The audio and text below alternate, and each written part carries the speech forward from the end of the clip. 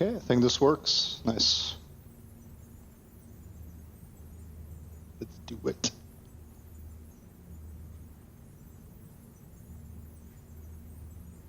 Close this.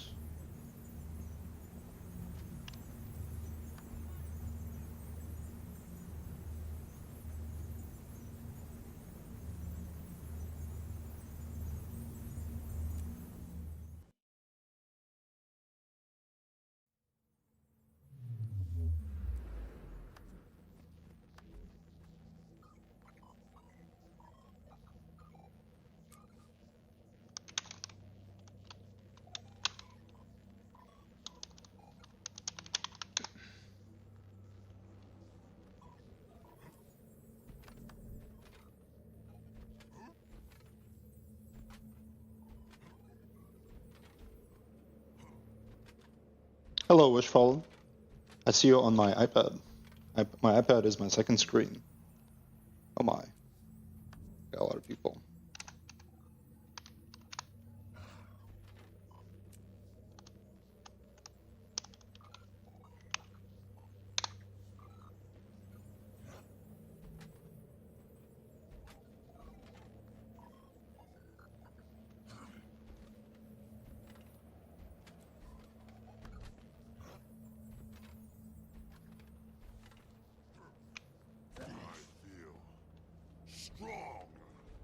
Yes, I'm playing Heal Alacrity Paragon.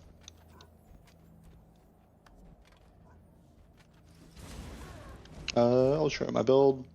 This is pretty much just the standard Heal Paragon build. Barriers, Rune of Water, Block, Relic. I was thinking about there's a new healing relic in VOE. It's like I think it's like 25% more. Anyway, I thought there was one, but I think it's like 25% more healing, below 50%, something along those lines. Think about using that one. Might be good. But yeah, just full areas.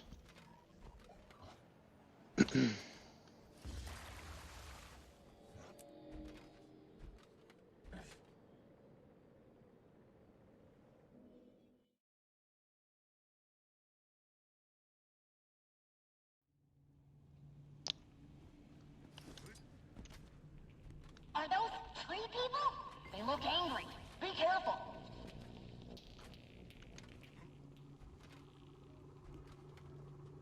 Let's see. Okay.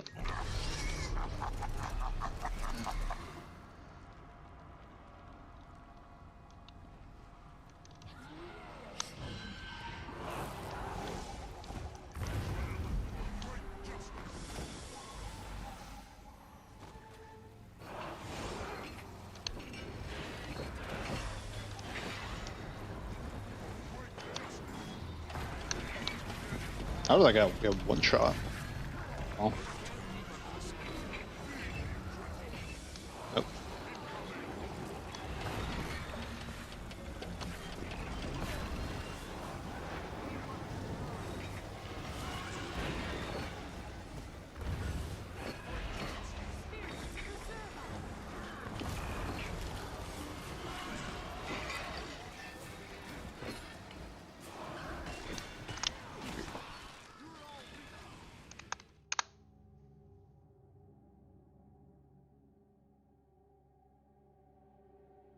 Yeah, I like Heal Alacrity Paragon. It has a lot of stability. I think the standard build takes vigorous shouts. I usually just take martial cadence because of just the stab spam. I think is really, really strong.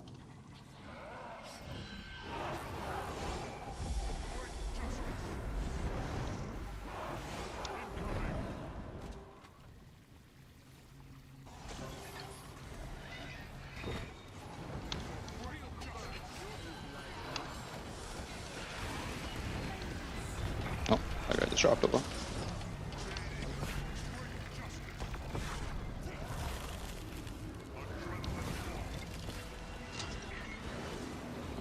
I dropped a bomb.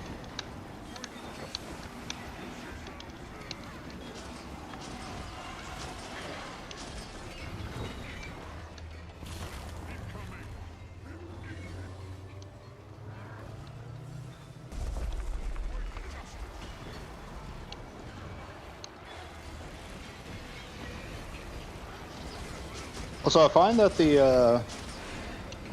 sorry, focus. But I find that the barrier from this build is really strong.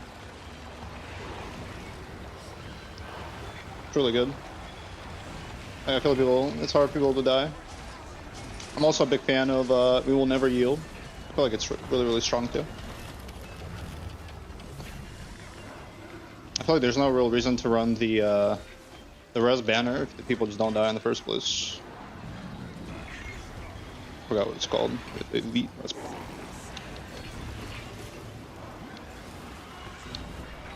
I might not have stepped.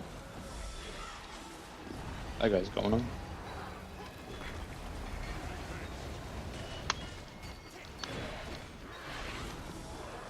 There we go. Should have a shit ton of stab.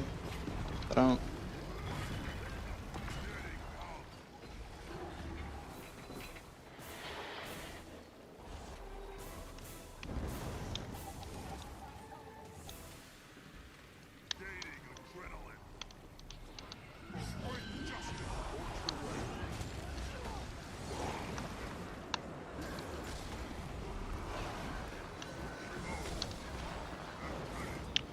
For anyone who doesn't know, usually the on this part you want to pull the crate and line of sight them here. So like where I'm standing, people are not doing that, so I'm just gonna do it with them. But that's like the fastest way to kill everything efficiently.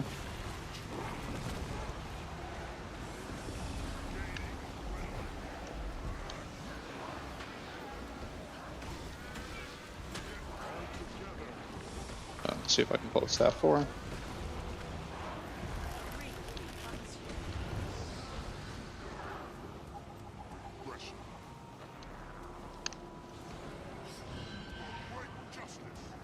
Also, for anyone that's new to like endgame content, if you want to be the carry of the group, I highly recommend playing a support. I don't know why I can't enter combat, but supports carry the fights usually a lot harder than DPS.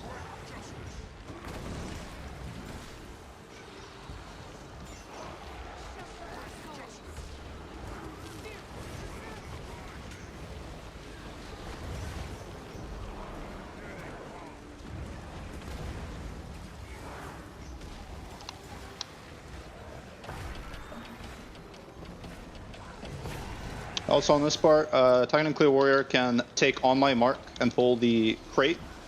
I didn't do it this time because I was a little lazy, but you can do it. You can basically pull the crate off the platform so that they walk up to you on the bottom here. That way you can kill them all in one spot. And then it's easier to do the rest of this.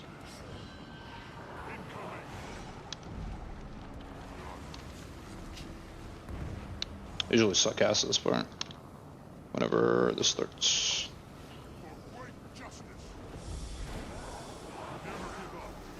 There we go.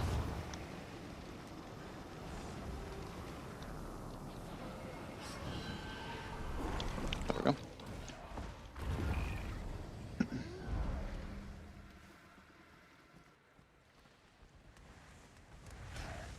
For anyone that's also new to Fractals, I highly recommend getting the Choya tonic for pretty much anything, any of these like little parts in Fractals that you want to skip, like that. You can use the Choya tonic to basically like have unlimited free dashes. You can get it from the Path of Fire expansion. I think there's like also like the scythe, I think from Halloween, but I think that one's limited. I don't know how to get that one.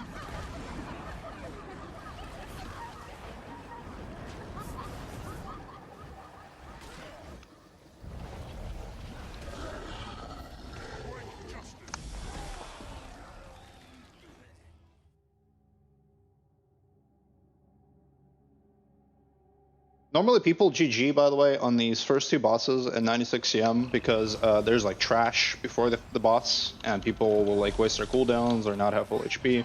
So that's why people GG.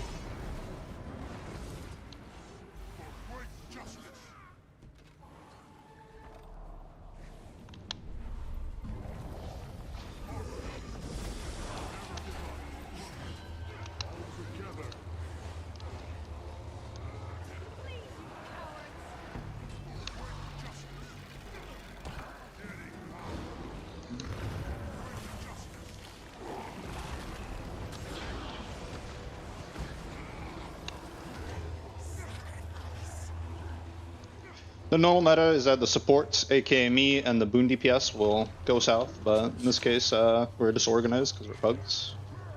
So no one's going this one. But basically, if you don't kill it, you die. So that might happen here. But I think we'll start with Missile. Never mind. Good. We might take a bit of a beating here. Holy Condes here. Also good there. Oh, someone dropped the bomb.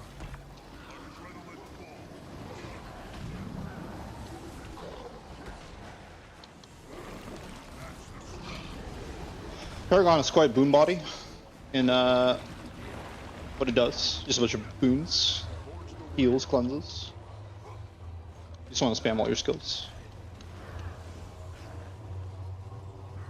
No one's going to this one.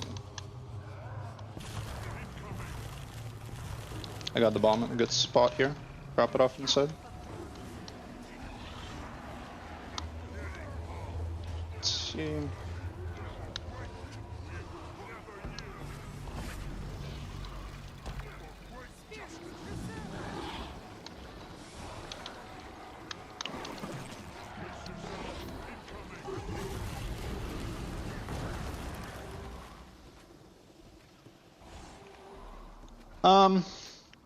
So if you want to take Mace, or Mace Shield, be careful that you don't lose on Swiftness, because your only source of Swiftness is Warhammer, or not Warhammer, sorry, Warhorn 4. So you probably want to take, if in that case, you want to take the Relic of Phoebe, so whenever you use a healing skill, you grant Swiftness. But yeah, I like Warhorn. I think it's a good choice.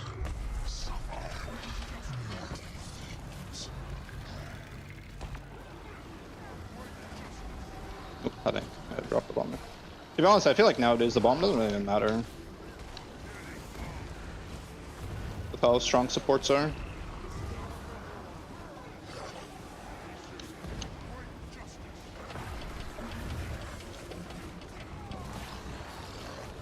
I should have just stabbed there. That's my bad.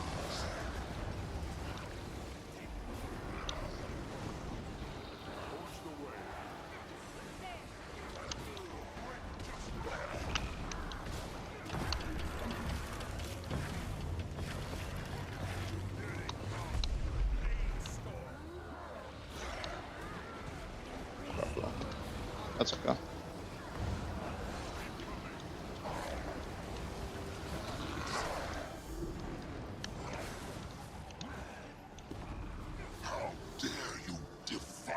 Okay.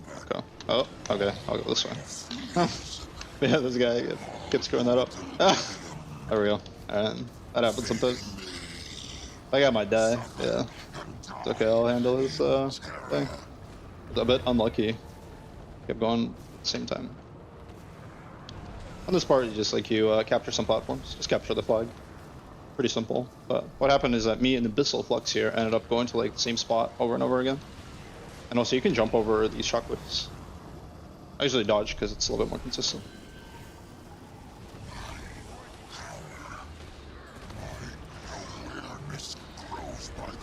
Here you want to spam a lot of stab, because people will fly off.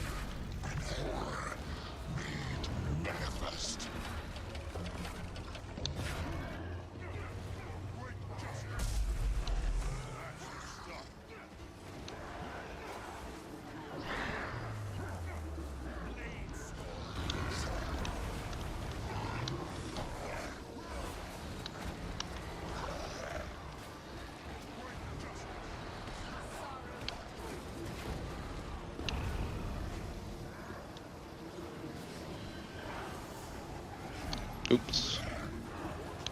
I did not stab. Should have stabbed.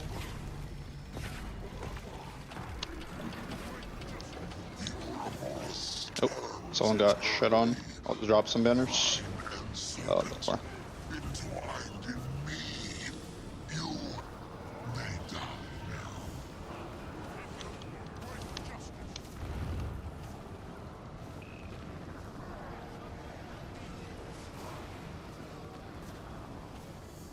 Oh my, everyone's dead. Oh boy. Already. Okay. I don't know. How did the guy die instantly? I guess I didn't heal him.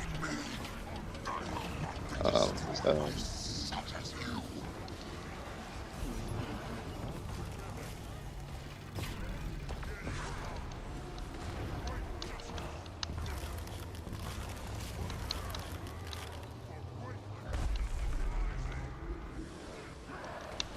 People should soft stab. More stab.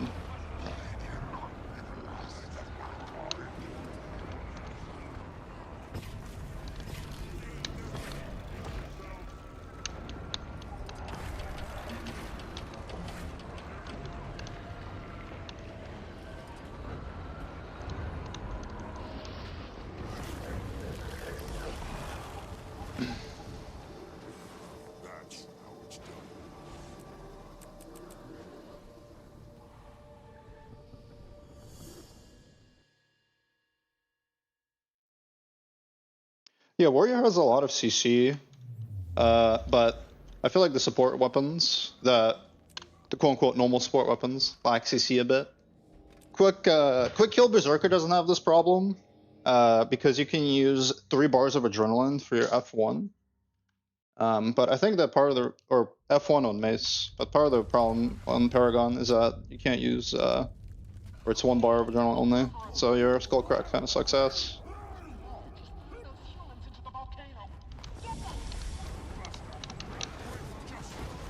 But I mean, honestly, typically people have a lot of CC. It's pretty rare for you to not have like enough CC. And yeah, I mean, worst case, you can always bring like Rampage or something. But I think it's usually easier for people to just bring CC skills. Unless you're stuck in like a group of like full of evokers or something.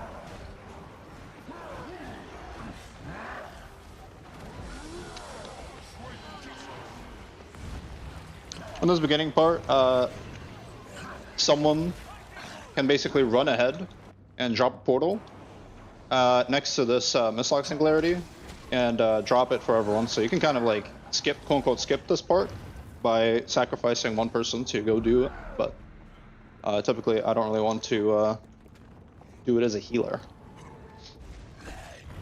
And any class can do it as long as you have the White Mantle Portal device, which you get from raids, specifically Zera in Wing 3.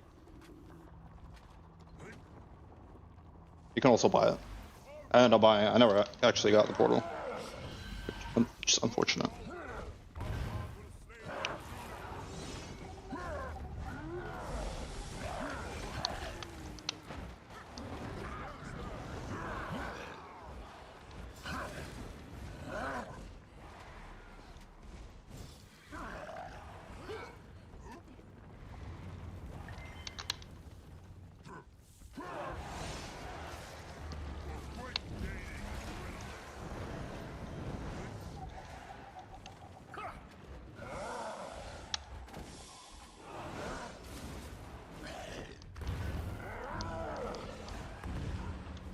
This part's kind of boring. I wish that they would rework this like whole part.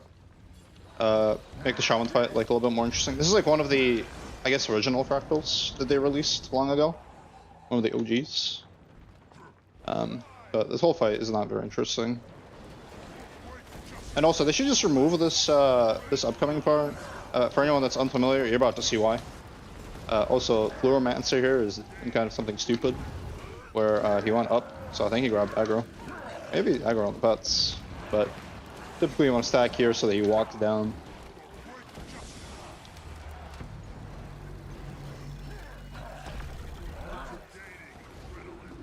But yeah, in my opinion, they should just get rid of like this whole hallway. Like, it's kind of pointless. I feel like nobody really does that apart from like beginners. Yeah, good night, Pushfall. Hope you had a Merry Christmas.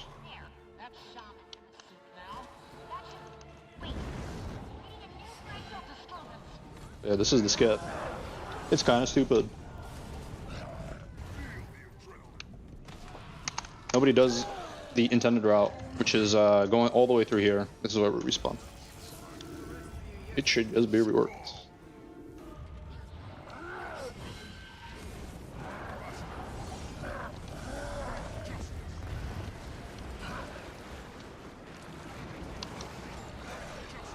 This part can be kind of scary as a healer.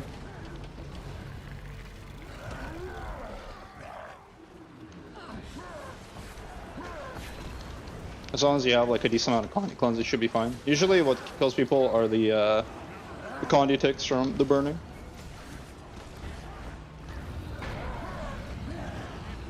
And I guess this part. But you just pull them in and kill the trash. We have the instability that makes them explode, so might be a little rough, but I'm gonna go ahead and pop our elite here. Maybe a little premature, but it's fine.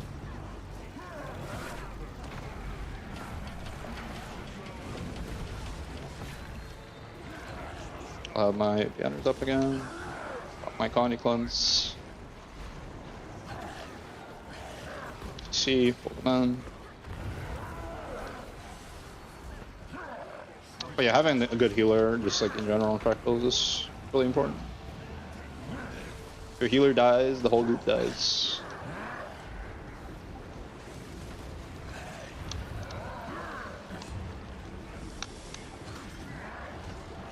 Put more of this crap in. That's.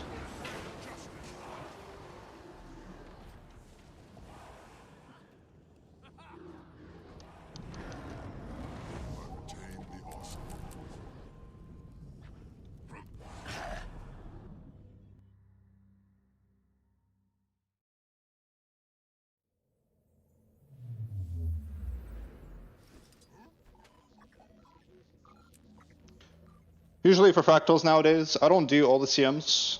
I used to do the CMs whenever there were 3 of them or 2 of them. Yeah, I think it was like whenever originally like Nightmare was a CM, and then they released what was it, Shadow Observatory. Like I did that CM. But I don't know. Ever since they released a bunch of CMs, I usually don't do all of them. I usually just like do the dailies that come up.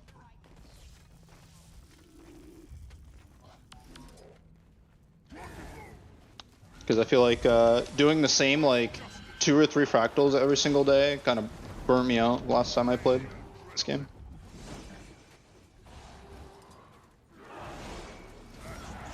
So I just try to vary it up and not do all the CMs every time I play fractals. Unlucky.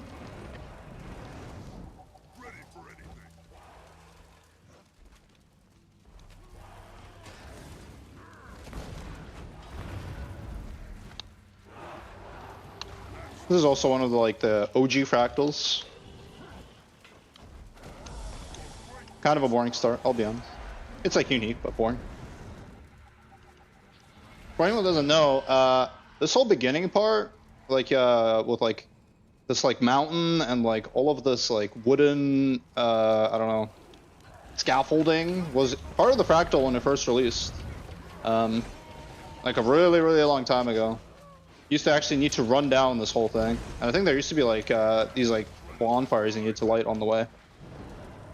But that was a really long time ago.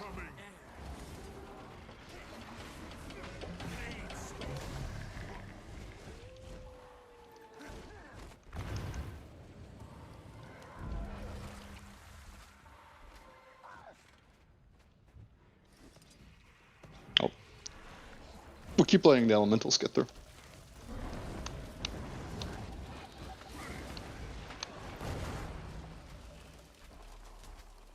For the most part, it doesn't really matter. It's just a waiting game. As long as you don't let the bonfire run out, the elementals don't really matter.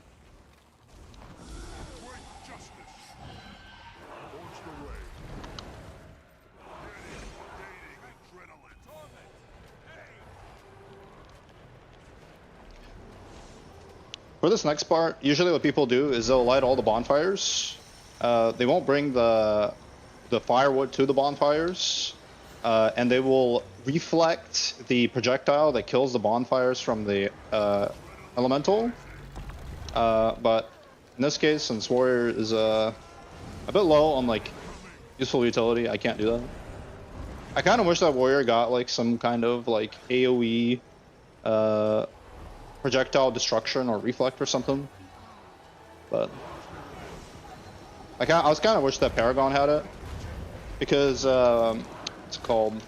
Bladesworn has like that projectile destruction like field. It's kind of like the Guardian Wall of Reflection, but like it's on Bladesworn. That's kind of the problem. I kind of wish that Paragon, like one of the Paragon utilities, I feel like needs to be something like that. All the Paragon utilities are honestly pretty underwhelming. Like I think they need to cook a little bit harder with the Paragon utilities. I feel like they're all pretty useless. Apart from like maybe this one, because it gives Aegis, instant Aegis. But I mean that one, I think, is just worse overall than the banner, as long as you time it. I think the banner also pulses regen. So yeah, for the most part, I'm not a big fan of these utilities, especially the damaging ones. Paragon especially has I mean it has like that stupid like Condi build. Like I created a few videos around it, like the 3-button, 1-button Condi build or whatever. But the like Paragon needs, or Warrior in general, I guess, just needs a good Condi utility, because Warrior doesn't have one. The only Condi utility it has is like Banner of Discipline, and it's trash. It's like so weird that Warrior is so like pigeonholed in playing power, unless you're a Berserker, I guess.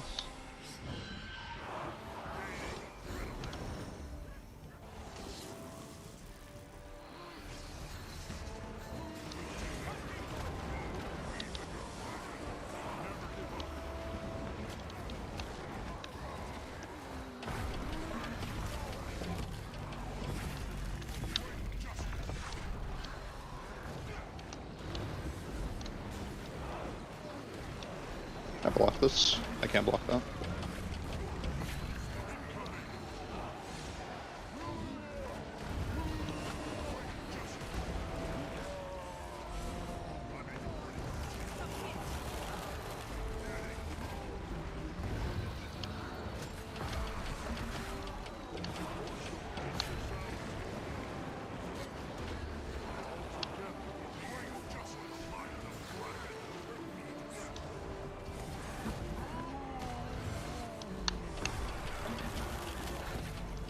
But in my opinion, I think Paragon needs to have a Condi utility.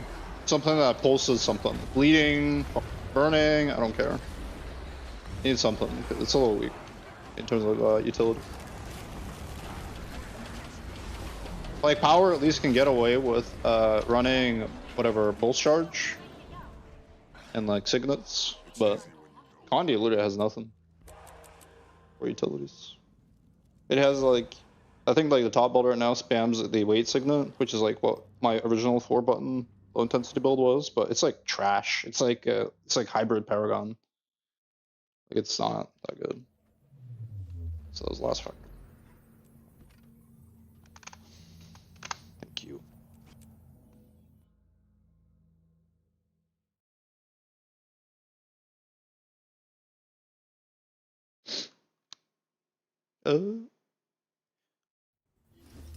Does the stream quality look good for y'all? I was working on this not all of yesterday, but a decent amount of yesterday.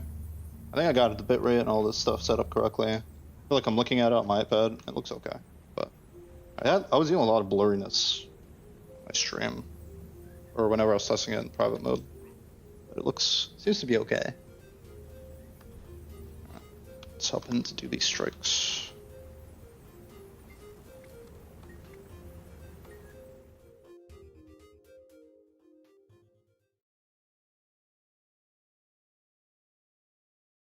Yeah, I feel like it doesn't have any blurriness on my iPad, so looks okay.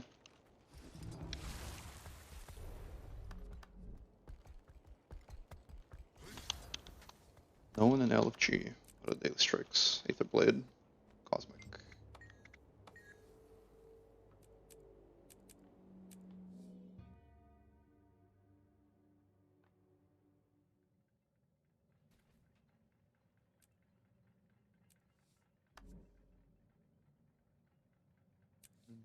Daily.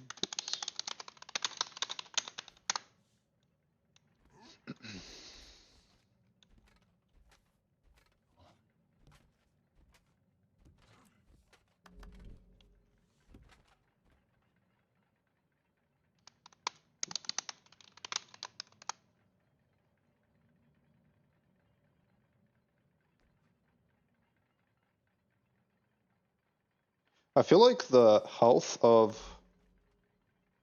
LFG is really bad in this game. Like, there's no one, man. It's actually so bad. I don't know if it's just people just don't, are not willing to, like, lead or command or anything. I don't know. Or if it, generally, like, no one's playing. It's a little sad.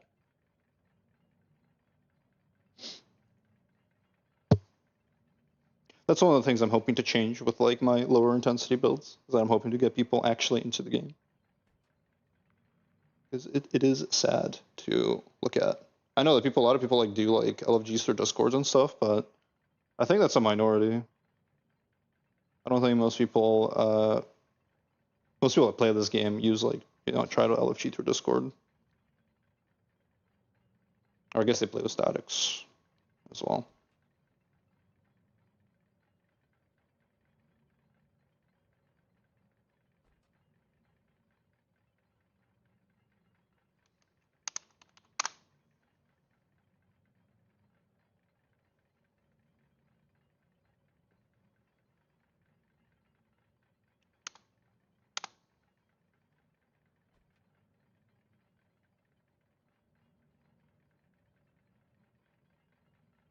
Yeah, I guess maybe there's not that many people on. I guess it is Christmas, like 10 p.m. Christmas. But I feel like this is just like the case throughout the week, I guess. After like Monday, it falls off pretty hard after like reset.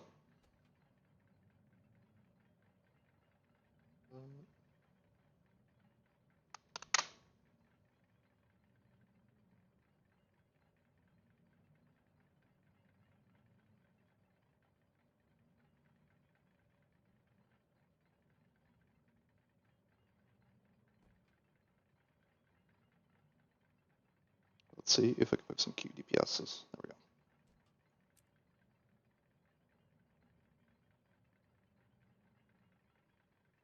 For anyone wondering, like I'm right-clicking and I'm labeling people with their primary role. I think it's like this add-on called Squad Manager. I think you should be able to look it up. Let me see. Actually, let me alt tab. What is it called?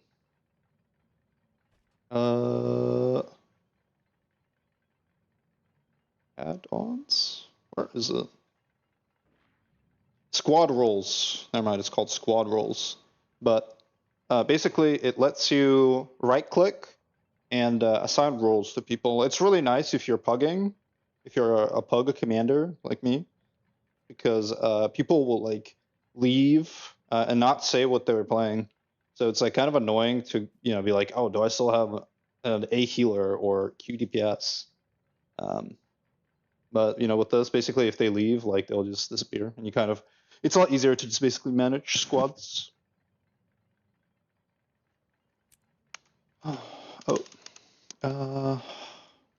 go QDPS, Bossman DPS, Cam DPS. You can also, like, for example, this guy said DPS or QDPS. I can just right click or Wait, am I stupid? Oh wait. Or Bossman Kane. Yes. I thought that guy already said that he was QDPS. Maybe I read the wrong thing, but.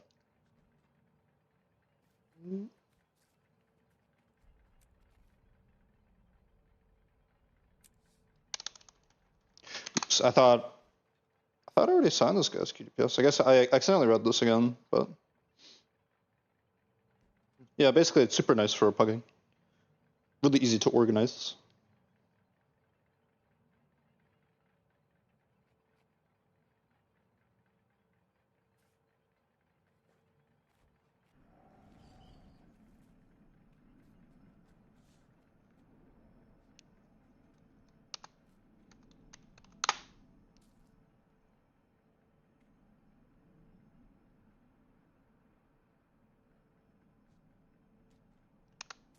Merry Christmas.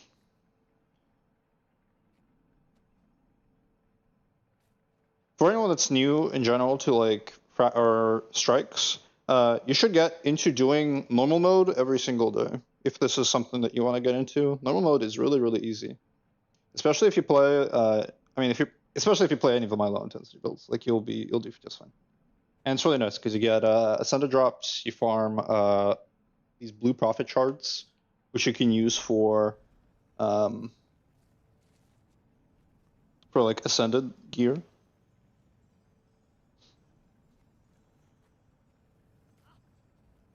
I think I have a bug on my iPad. My stream is run up twice. That's weird. Let me check.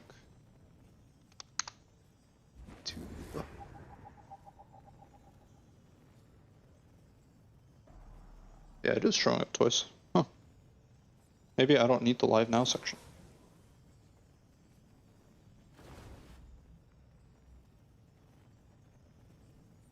What the heck is the point of live now if your stream shows up twice on your YouTube homepage? So weird.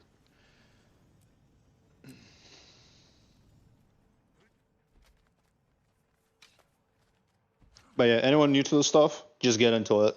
It's very simple. You just follow the tag, and you get basically easy loot and easy ascended gear.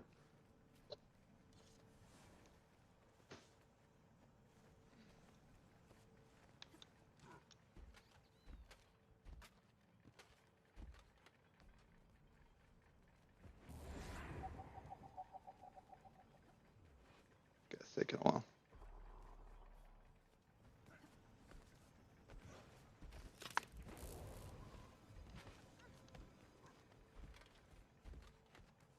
I'll do the ready check.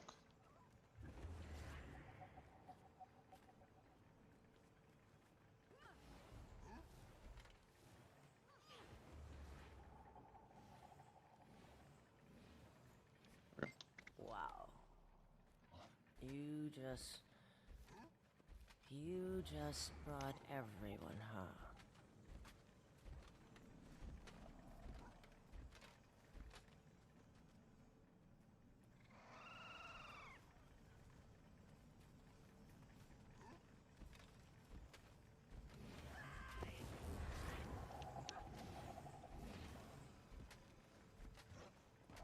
This boss, for anyone that's unfamiliar, basically only has one mechanic. Also, I should take CC, but only one mechanic where you can die. So, and I'll explain what it is in like 2 seconds when we get there. Usually, this beginning part is a little annoying. He slides around a lot.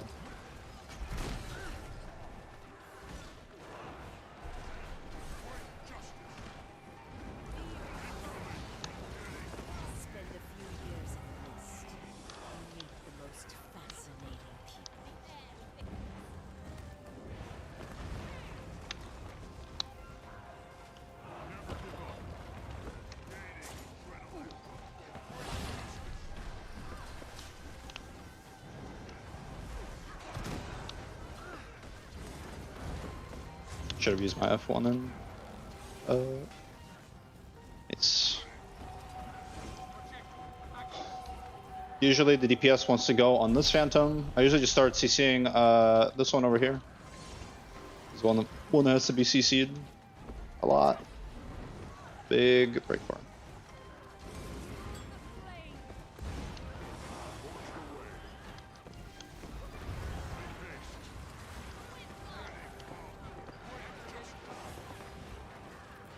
Feels like my quick and sub time's a little low.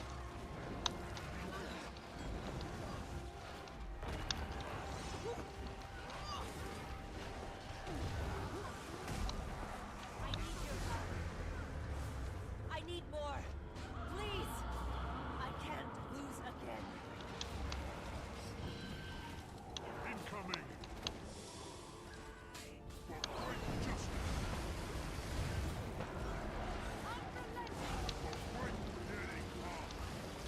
Actually, rephrase that. There's 2 people. Or not 2 people, 2 mechanics. Because there's another mechanic here where basically one guy gets targeted by a laser, and they need to move out of the group. And if they don't, then you're gonna kill a lot of people. because people won't realize that they're about to die. But I'll show it whenever it happens, I guess. And yeah, the green mechanic is stuck. In general, in this game, anytime you see a green, it's stuck. Or like get into it. Rather, not every spawn is a stuck. Yeah, so you see someone. Okay, someone had the laser. We broke it, the bar, so the mechanic ran away. But I guess whenever it shows up, I'll call it out. But you'll see like a big laser that goes into the sky.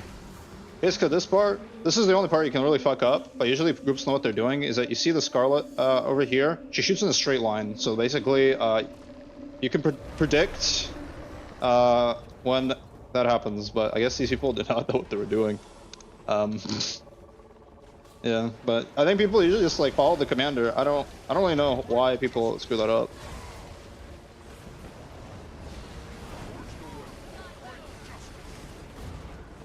I guess that's my bad. I was surprised that they died. Oh, this explaining.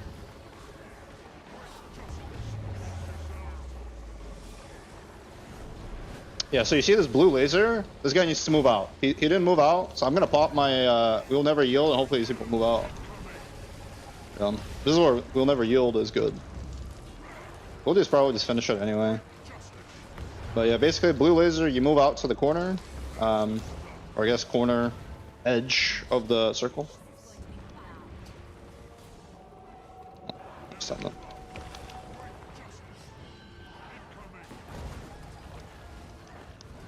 I think people are following the commander tag. This is part of the problem with being a pugmander.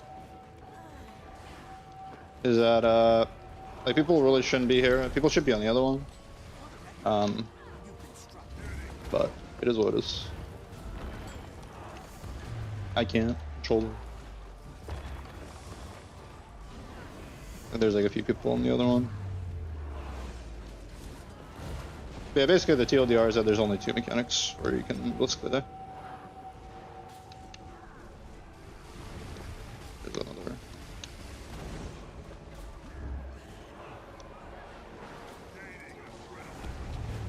You can jump over the shockwave. I do it sometimes.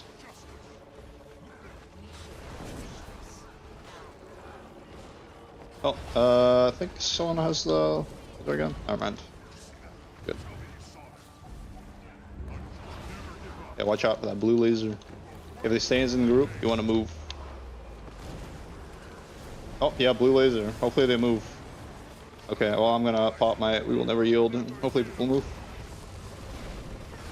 Oh, yeah. We Will Never Yield is so good. Again, same thing. The Scarlet shoots in a straight line. It's very simple, you just stay here. This guy does not know what he's doing. Okay, he realized.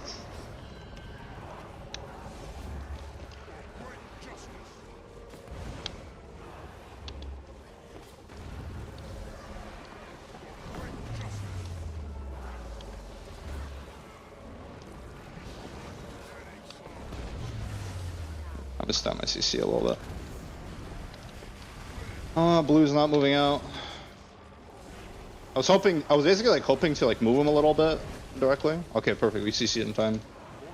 Yeah, this guy basically doesn't know what's going on. It's okay. Doesn't matter, it's just normal.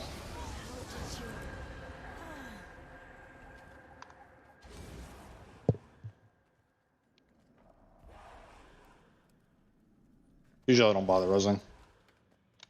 Portal Town. Wizard's Tower. Man, I'm gonna remove this now. This is annoying me.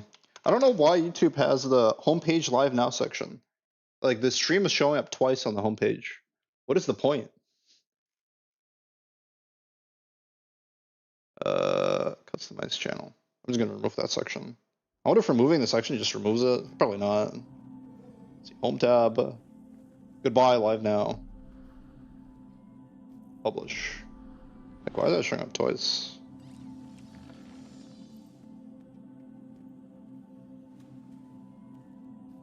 Let's see.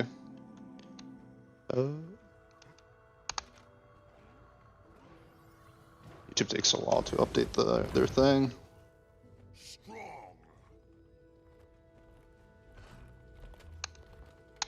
This guy wanted to do IBS dailies and then he left. Usually I don't do IBS because I find them a little boring, I'll be honest.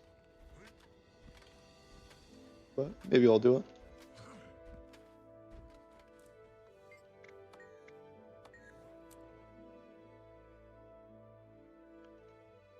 I wonder how long it takes for YouTube to update the stupid homepage. Take my power. Home tab. Yeah, it's gone. Oh, there we go. Yeah, now that looks better. I don't understand the point of the live now section if they already showed the live stream.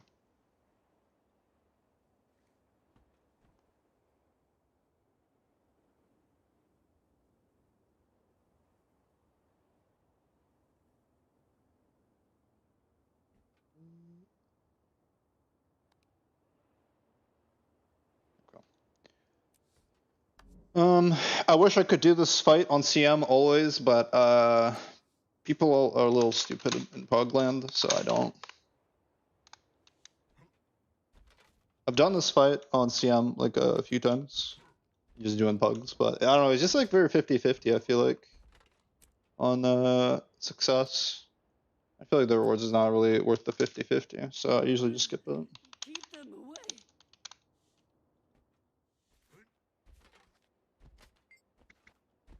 Yeah, this fight is a joke.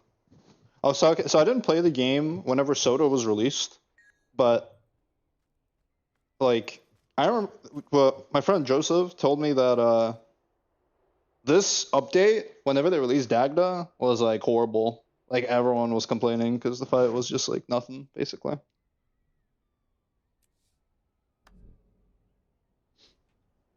And he can fill. That's what I love to hear. DPS is good. Kayleen, QDPS, please.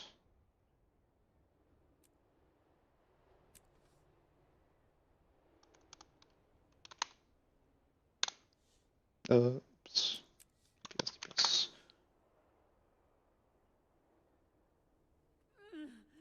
Keep them away.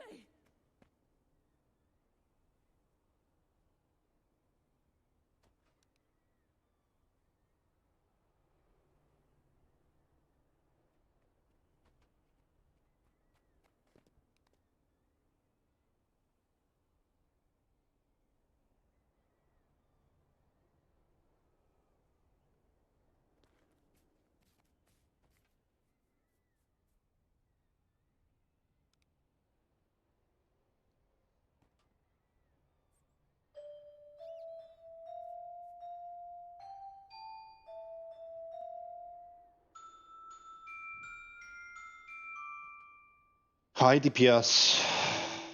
What is this guy playing? Is this guy playing the longbow version? Oh. UDPS. You cannot take my power.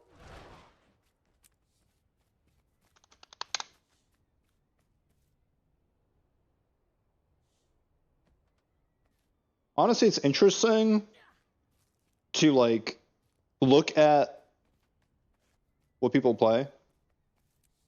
I feel like I haven't spotted one of my builds in the wild yet. I have like some friends that play my builds. I think maybe I saw like one Paragon player before Snowcross released their stuff that was playing like the sword build. But I don't know if they pulled it from me or whatever.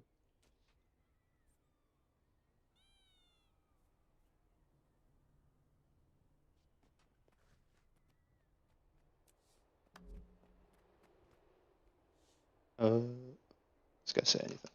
Nope. Usually it's good pug etiquette to state your role on join. Keep them away.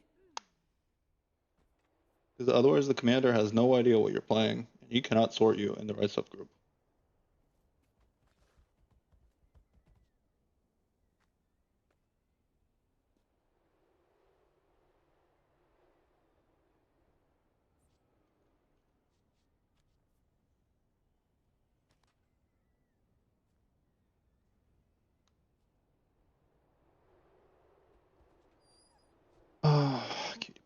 DPS. In this case, I mean, everyone's just kind of assumed DPS. But.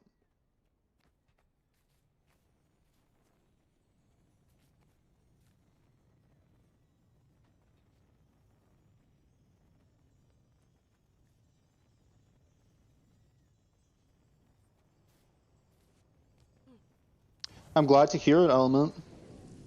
Yeah, I'm happy. I'm happy that it's helping people out. I think that there's like a kind of like a silent, large amount of people that are kind of bad at the game. Either due to just like can't play the top builds or whatever, or like maybe something's going on. But I think a lot of people are interested in trying out like the endgame PvE stuff. But like you don't need to be like doing like 45k DPS to clear like any of the raid wings, any of the strikes, especially. Like I bet you could put together like a full low intensity squad as long as everyone kind of understands the mechanics. You'll slam through it.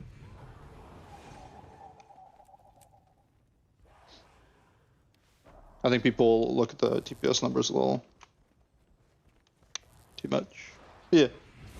No, I understand that. I mean, it's fine. A lot of my friends, I mean, that's the whole reason why I even started my channel was that, I didn't really start it. It was like more of initially, I had a friend that wanted to play Warrior. And he's like pretty, like not very good at the game, like I'll be honest. He's never really been good. I remember it like used to make me really frustrated because like I think I was like, I used to have like a little bit more of a, like an elitist mindset around it, where it's just like I was kind of like expecting him to play well in our static when that existed. But yeah, I think the answer is that he just needs like an easier build to play. But like he performs well with my build.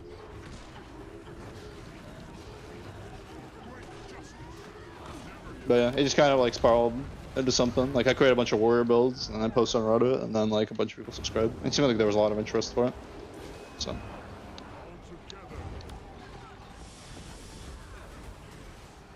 I'm happy if they help at least one person, play the game or enjoy the game.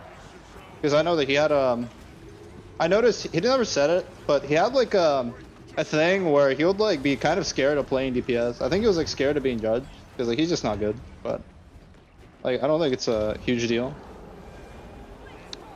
I think there just needs to exist like a lower intensity, like much easier builds to play.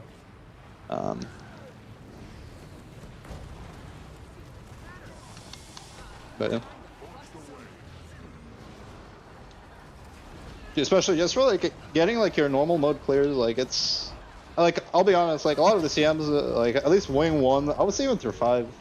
I don't know, maybe 6, maybe pushing it. I don't know about wing 8 CMs. But a lot of the CMs you can probably play my build as well. At least anything that does like 35k. Anything 32, 33, 34, 35k should be good.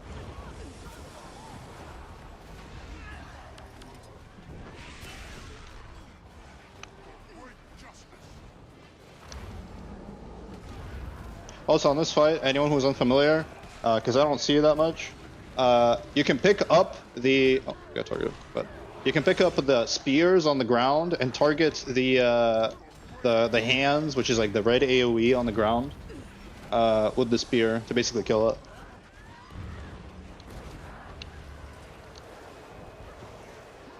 But it's very useful because I think pretty much the only thing that can kill you is that. Like you see the Soul Feast. I'm going to pick this up, I'm going to press tab to target the Soul Feast, I press my special action key, it's gone. Very strong. That's pretty much the only thing that can fuck people up on this fight.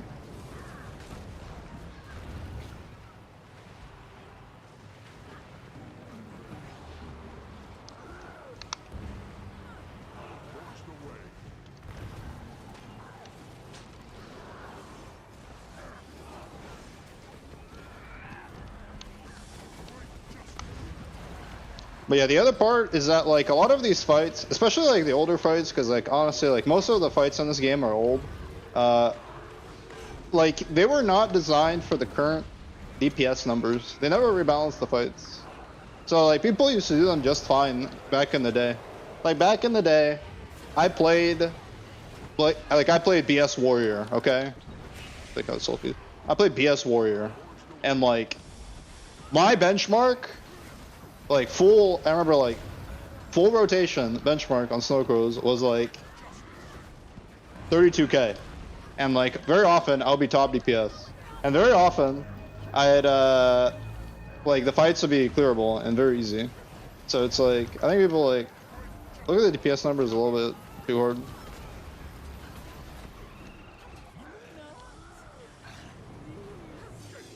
Especially a lot of people can't play the top builds. I can tell you that.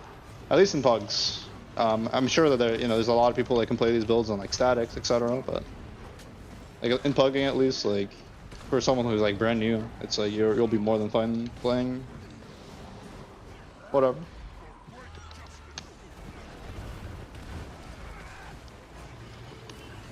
Where are the shooting stars? I got this mechanic like 3 times. For anyone who doesn't know, basically, because I see it from time to time, is that there's a green arrow and you just want to stack. The guy that has the target wants to go behind everyone else, and that's really it. Same thing here. Soul Feast, take that out.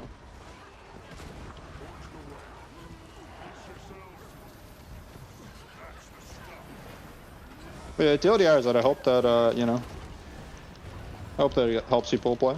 Just get into the game. Because like I said before, the game is honestly like, the LFG is just like in a horrible state. Like, look at this shit. There's no one. I mean, I understand that the timing's kind of bad, but it's kind of like stupid for an MMO to feel like not have like at least one group that's looking to do something. Like, I feel like there's no need to have like this like weird elitism in the game anymore.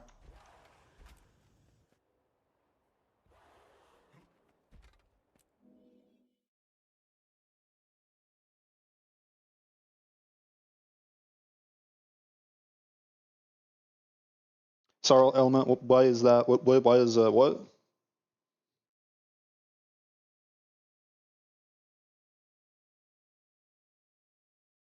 I'm not sure what you're referring to. Yeah, no, I mean, yeah, everyone just does statics, or like I've seen that people like do like the Discord LFGs, but I think that's everyone in this scenario is just people who like actually already play the game. But it's like there's a lot of people I feel like who haven't like tried strikes or raids or whatever. I mean, in my opinion, like I mean, I can tell you that like back when I played like years ago, the LFG was popping. People were doing shit in the LFG. Like, yeah, statics existed, hardcore existed, and LFG also existed with like new players coming in. But I feel like LFG is dead, which I feel like is just a sign that nobody is trying to get into it. Because I think like most new players that try to get in, like I feel like don't. I mean, their first thing isn't oh, I'm gonna go join a Discord or join a guild. Their first thing is like, yeah, I'm gonna go into the LFG and like try out these fights. I don't know. I mean, that's how I was at least. Like at first I joined LFGs and then like eventually sure I join a static and play with them for a long time, but yeah.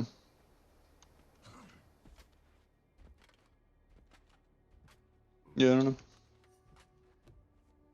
Yeah, I mean that's true. I mean I think that the Discord and like getting to a guild is like, yeah, that's like the ultimate goal is just like the community aspect, but yeah, like I think just to get in, that's not like the absolute first step. It's more like, yeah, I'm gonna try out raids, I'm gonna try out strikes, I'm gonna try out whatever, and then like, oh, I like it, I'm gonna look to maybe join a group or whatever after that. But I don't know. I mean, there was like giant. I remember that giant drought. I mean, that's what killed my static. Was that like giant drought after Wing 7? Like years ago, it was just like there was just nothing, and then they were like, yeah, we're discontinuing raids, not enough players. So it's like, oh, okay, I'm lucky, I don't know. I just remember back in the day, LFG was popping pretty much all the time. Yeah, they were like raid sellers, but I feel like there was always like a group that you could join. LFG. And I mean, even like static, not static, a lot of people look for fills as well. a lot of statics, so it's like, I don't know, just sad. Okay, well, let's see. Jump to my static guild hall to do some daily stuff, aka gathering.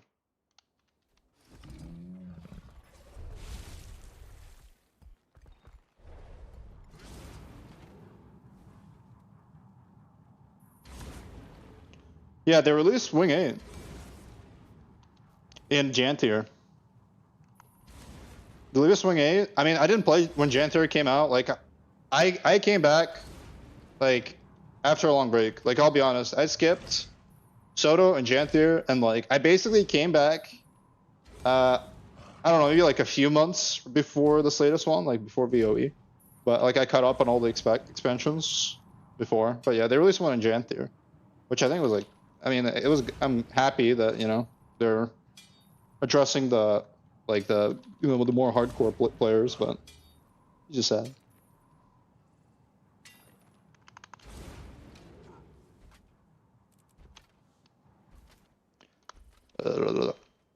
Fractals, guild gathering, converter.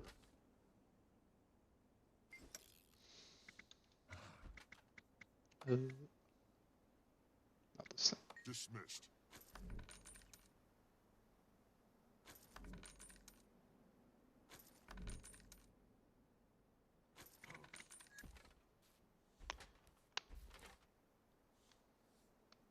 Fractals, drizzle with donations.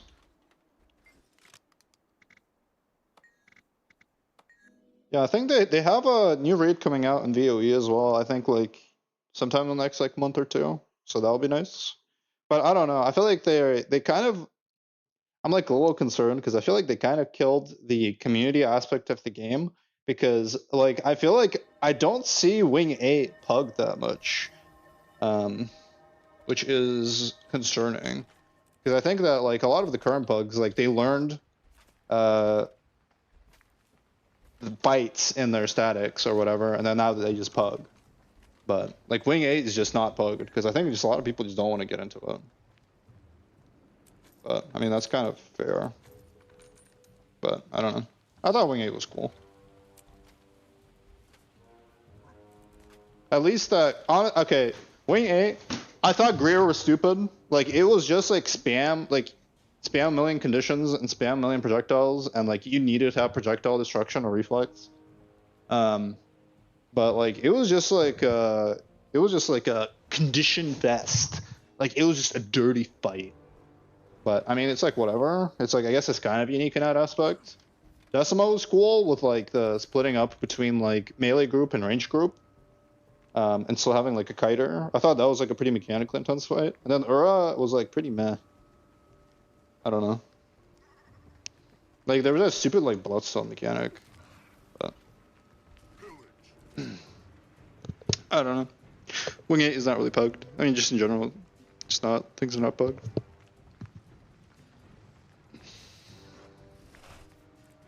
I feel like it's stupid to expect people to go into Discord, especially like new players.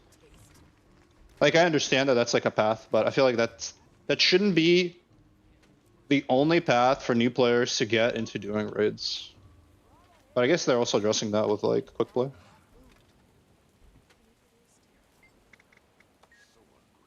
Until we meet again. Ugh. Where is... let me copy it into this guild as well. Antique summoning stone. I don't feel like spending that much money.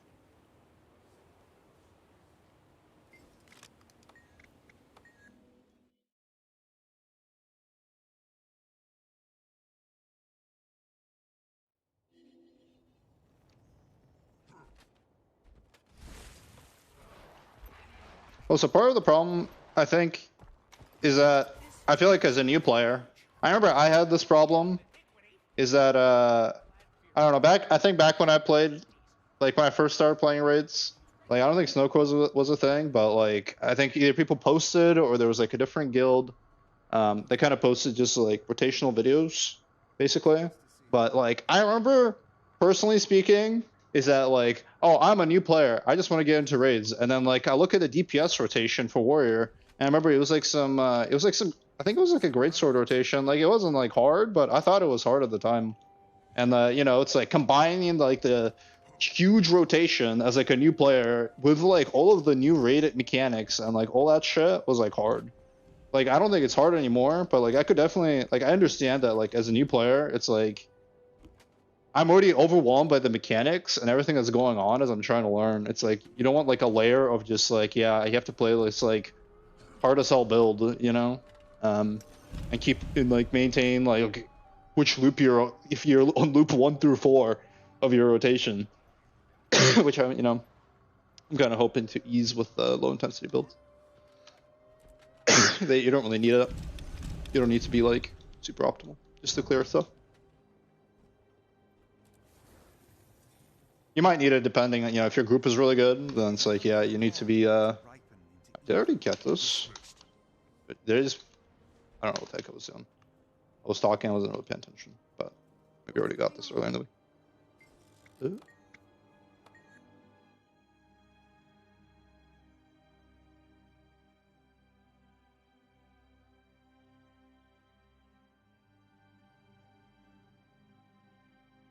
Yeah, I think part of the problem is that I think there's too many useless stats. I feel like they should just standardize the stats a little bit. Because it's like pretty much endgame PvE, like what's run, like pretty much 90% like Vipers, Berserkers, like some Assassin pieces for crit cap, Harriers, there's like Minstrels, like if you are tanking or you're taking too much pressure, but it's like Bringers, I guess, is a good Harriers, but it's like Celestial's okay. But yeah, like some of these other ones, like, I don't know. I think like there's too many stats for people to choose from. I think it would be nice for people to be a little bit more pigeonholed into like running good stats. Like, I don't know, you're gonna have someone join on Settlers. But I guess it's fine, it's whatever. I don't know, maybe I have like recommended stats or something.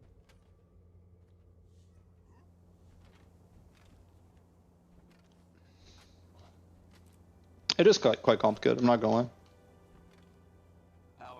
I mean, there's a whole reason why, you know, build websites exist, is that people don't want to think. People just want to, you know, get into it. Because it's hard. Let's see.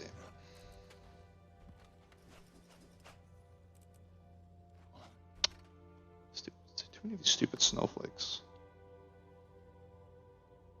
Surprised are actually kind of expensive.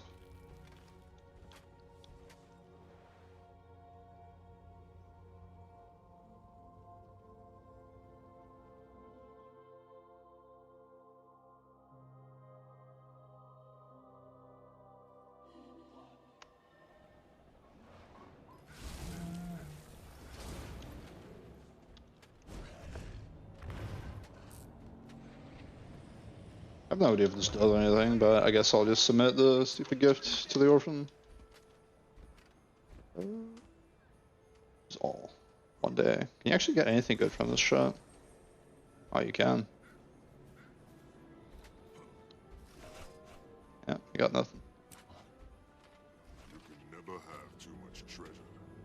Let me do a little bit of inventory cleaning up.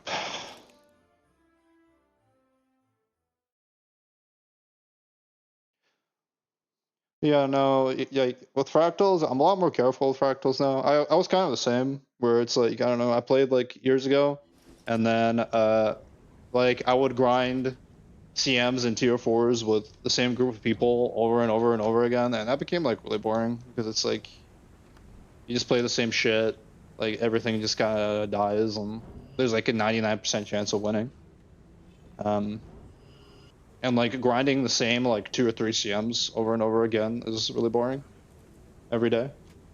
So that's one of the changes I've made since I've come back, because it's just like I'll only do the CM if it comes up as a tier 4. So at least, you know, there's some variety. I don't feel like I'm doing the same, you know, 3 fights every day.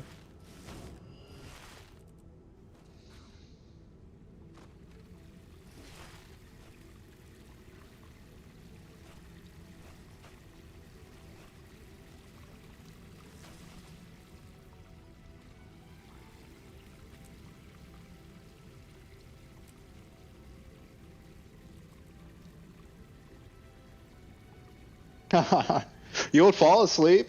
Okay. I have not done that, but I do go cross-eyed hand kiting on demos. That thing, that's like the most boring mechanic ever. And I'm surprised that more people can't do it. Like, nobody ever wants to hand kite. I don't know if it's just they can't do it or they're afraid, but it's like the most boring shit ever. Every time I feel like, well, not every time, but like, I don't know, 80%, 85% of the time I feel like when I pug, it's like nobody can hand kite on demos and I just go cross-eyed hand kiting. It's like so boring. I don't know.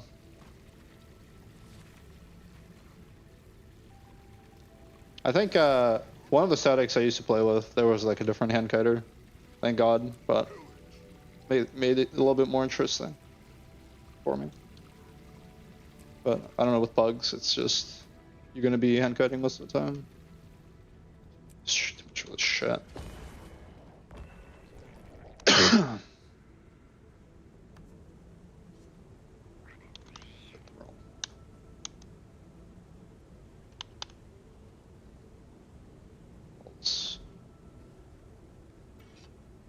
I actually have no ectos. Well, no wait, they are. Oh no, they're on the bank. They're just scattered. Let's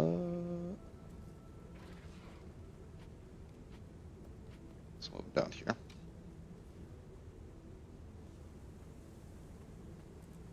Oh my god, I'm stupid. Sell the mithril. Technically, I think it's better to like upgrade to mithril ingots and then sell, or keep them basically. But I don't feel like I don't care that much if I lose like however much silver on it. I don't feel like going through the crafting screen.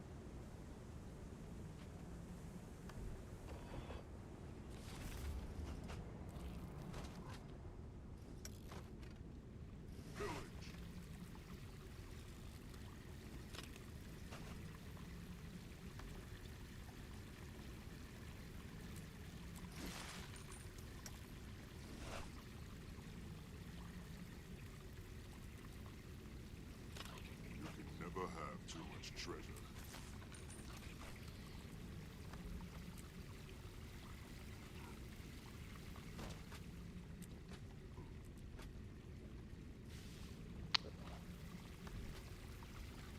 Sell this.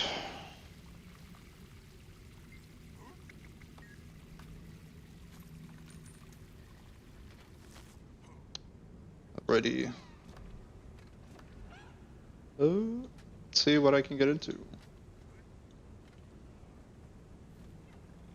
Do a like Bone Skinner and Whisper.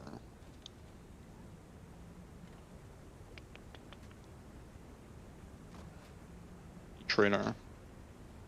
I'll pass on that.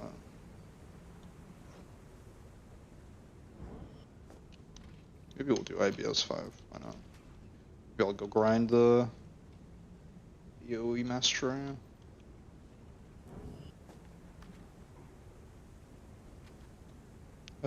Actually, did I ever check the stick coin? Let me check to see.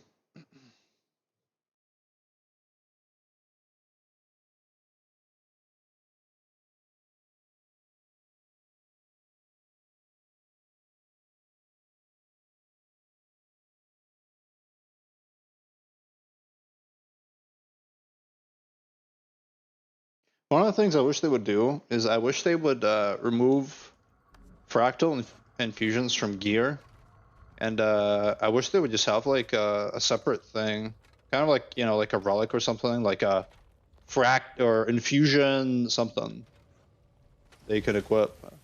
Or I guess it's kind of like J-Bot, kind of similar. Because honestly, I find like the 1 million infusions kind of annoying. I thought it was kind of an outdated system. Yeah, I already got my mystic coins. Okay. If you don't know, there's this vendor here.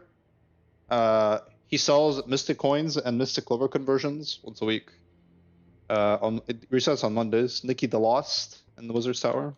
This is if you have all Ascended stuff and you don't care for more Ascended stuff, you just buy this with your Blue Profit shirts. At least that's what I did.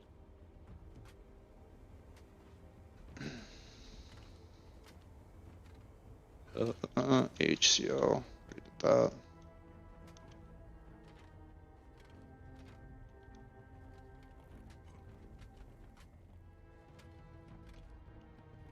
Sure, why not? I'll do some of this. You need 80 PS.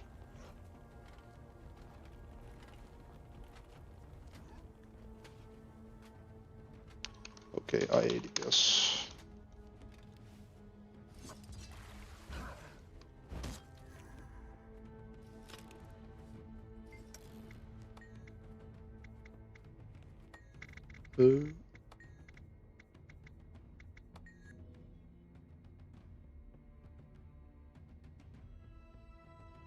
I feel like I always run out of the blue prophet crystals. I think I actually need to do more strikes throughout the week. It's a daily. Cold War, I'm not doing that.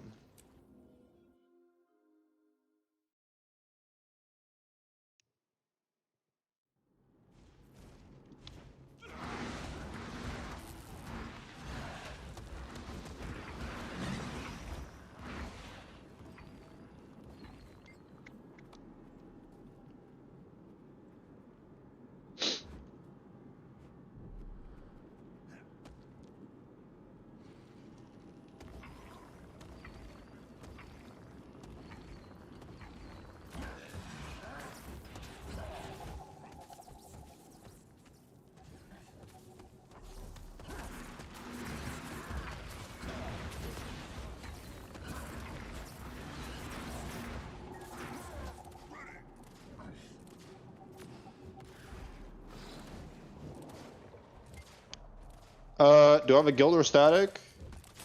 Nah. I have like some remnants of like one of my old statics that I play with nowadays. But there's just like a few people. But yeah, not really, just like a few people. They're mostly just like pug.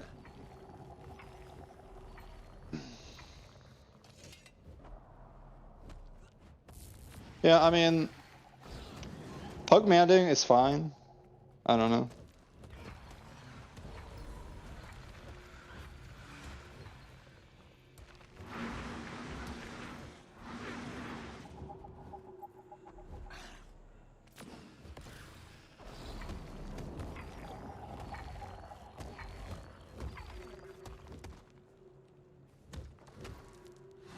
Also, I feel like nowadays the player base in general is kind of like older, and I don't know if people really have as much time to like sink into like statics.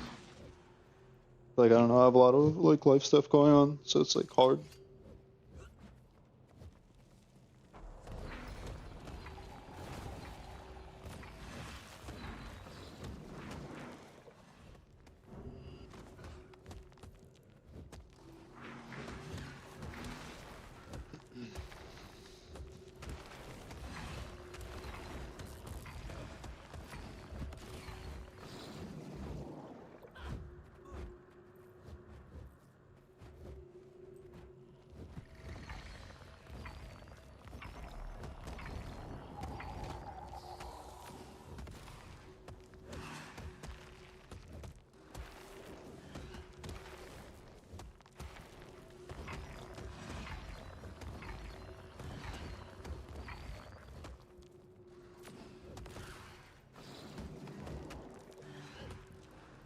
I feel strong.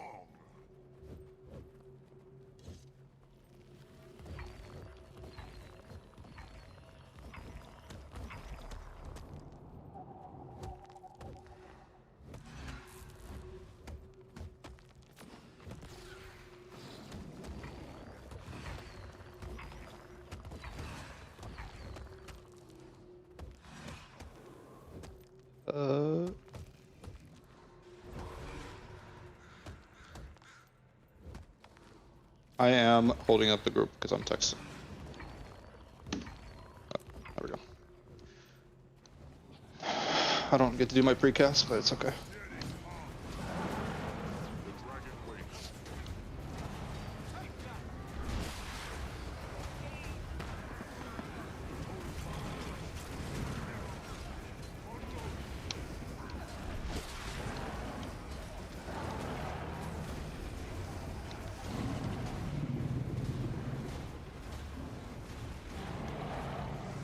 Alright, GGing. Okay, we're GGing. Alright, bet.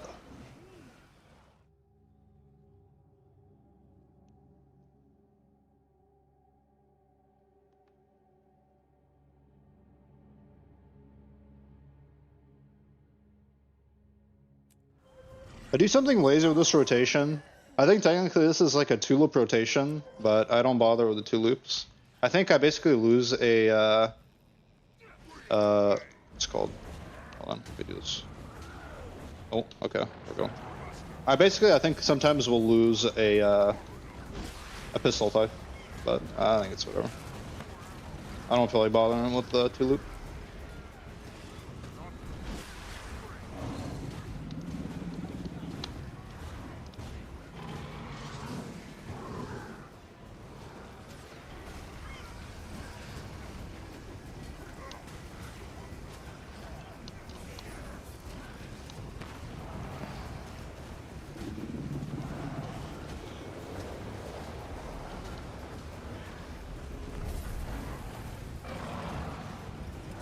Nope, unlucky.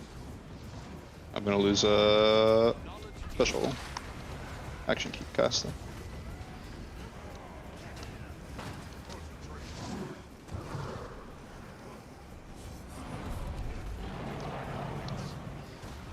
Bladestorm is surprisingly like really tanky.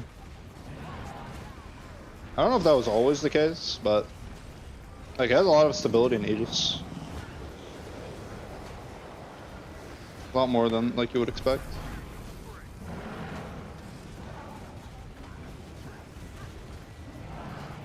Yeah, basically this rotation has like 2 parts to the to like the pistol sword piece, but I don't bother. I find it like too annoying to play. I think the DPS difference is like minimal. But basically like the difference is that like you would always leave sword pistol with like full or fully basically below your load. All of your load on pistol 5.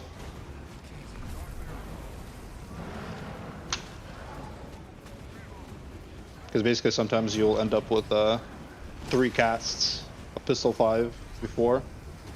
So basically you want to like sometimes cast skill 4, sometimes not. But anyway.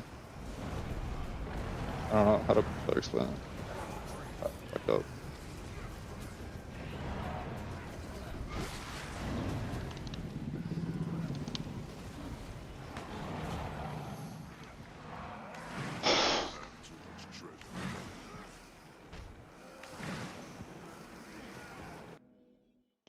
Hey Techo, I'm glad that yeah, I'm glad that you're enjoying it, and I hope it helps you, man. I hope that it helps you, you know, perform and get into the game, etc. I think at least for pugging, you'll like if you can go onto the golem and do damage similar to what I do on those builds, you'll be more than fine. Like not for like statics and like guild and stuff. I mean, it just depends on like the static and guild, because not every static and guild is good. There's a lot of like crappy, or not, I shouldn't say that, but not as good as it possibly could be statics. But it just depends. But at least for pugging, like most pugs they're all right. Yeah. You can definitely beat them with the low intensity stuff. You'll be more than fine. Nobody will be looking at you weirdly.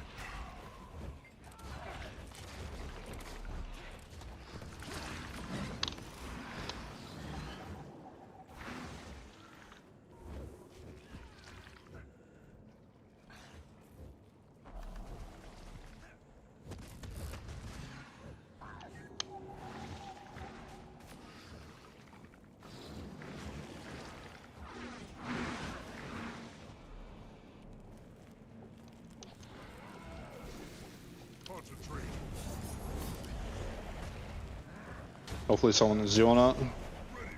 If not, then I'll do it. So I have to precast. Alright, perfect.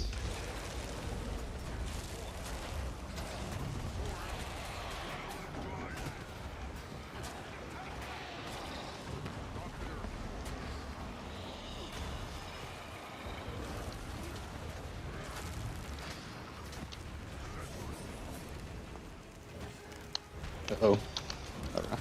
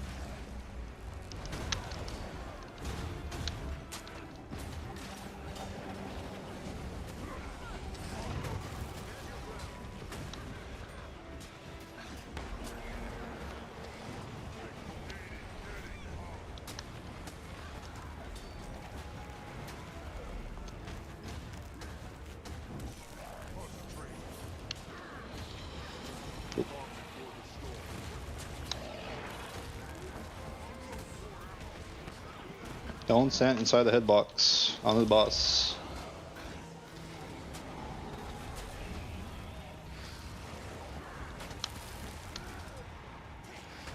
Because you will get destroyed by these chains.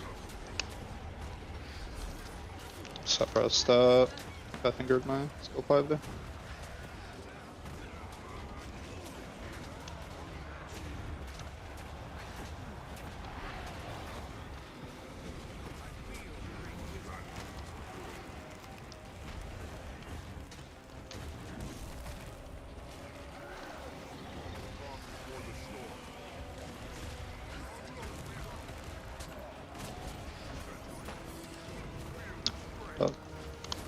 See?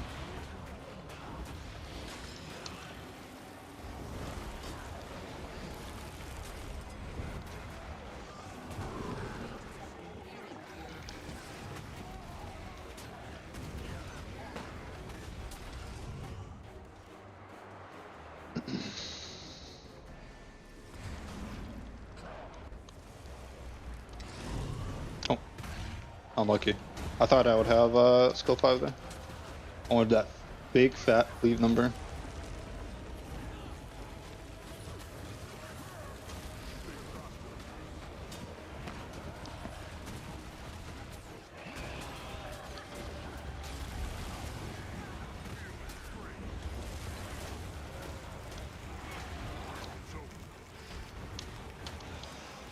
I think this guy's playing the pistol build.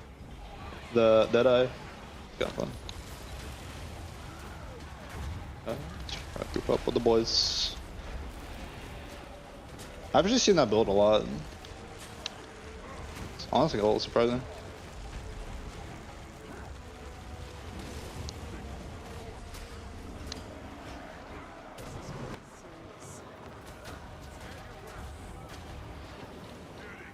So that's one of the low intensity builds that's just like, I don't know, look at it, I'm just like, well, I feel like that kind of pushes, like, are you even playing the game anymore? Like, the Pistol Deadeye, I think it's like a little too brain dead, but yeah. You know, if it works for people, it works for people.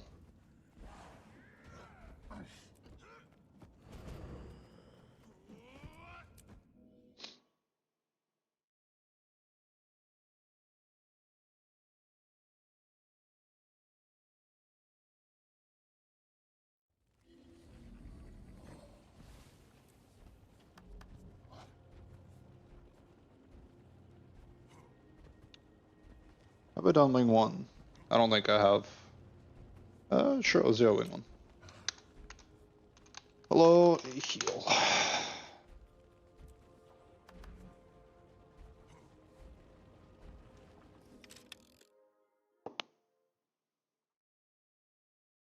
I'm ready to take stomp on Veil Guardian. Hopefully it don't make me tank, because honestly, I don't remember the taking pattern for VG that's not center tank. Very used to center tank on VG. If they do, it's fine. I will figure it out. I think it's just like center tanking. Hopefully I can be the off healer and can turn my brain off.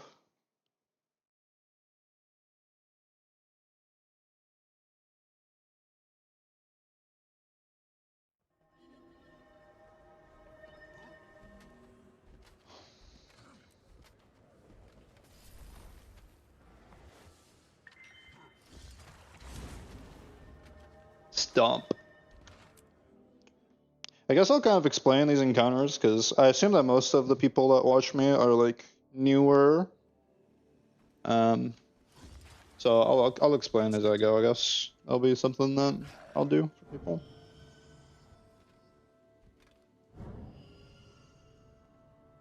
But all of Wing 1 is very easy. The only one that's kind of annoying is Sabbatha, but there's like a little trick that you can use for tracking the cannons kind of easy. I think if you play my low intensity builds, you should be able to do it pretty easily because the low intensity builds are 0 overhead, mental overhead. So hopefully, you know, you can track cannons easily.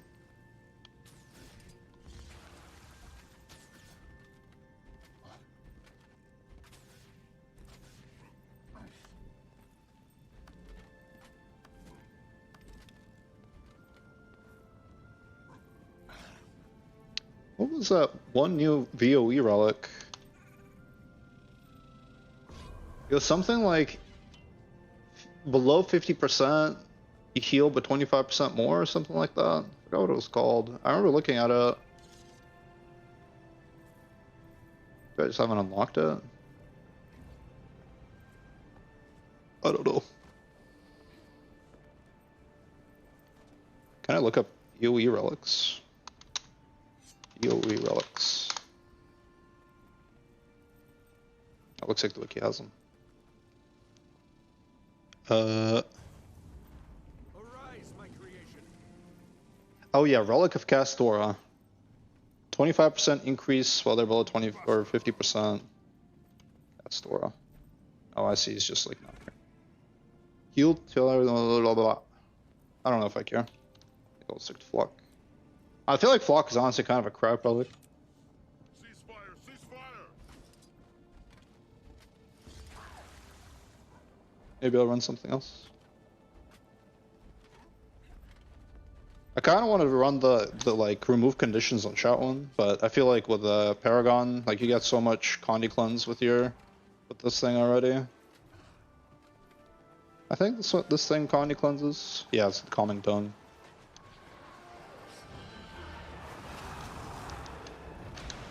Yeah, so for new players, the blue mechanic on the ground is pretty much the only thing that can kill you in this fight, especially as a DPS player. It'll basically just teleport you to a random spot. Here, I'll get hit by it. Okay, well. That wasn't a good showcase. I'll get hit by it again. Hopefully. But, holy shit, I got teleported. Look at me.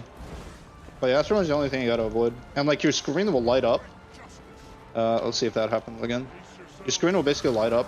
Like there's like a little outline around your screen whenever you're standing on it, so it's like if you're like, you know, stacked and you can't tell. But there's also like the sound cue from it.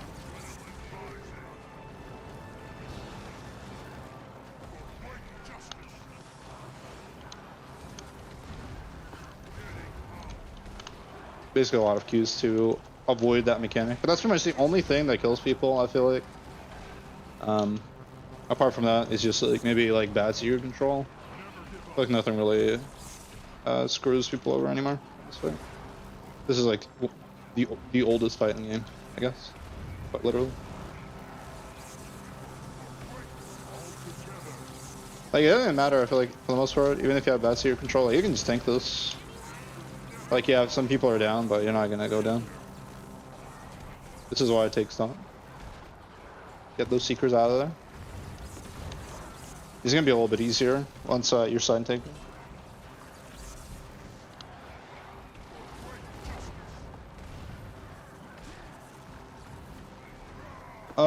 Quality. Kiro says, or it's not Kiro, Chemo. Hold on, make sure we're going back. Quality of life, living world seasons, or other story content. What do you mean by other story content? Like the expansions? There's like a few good living seasons. I think it was like living season 2. The one with the winter berries.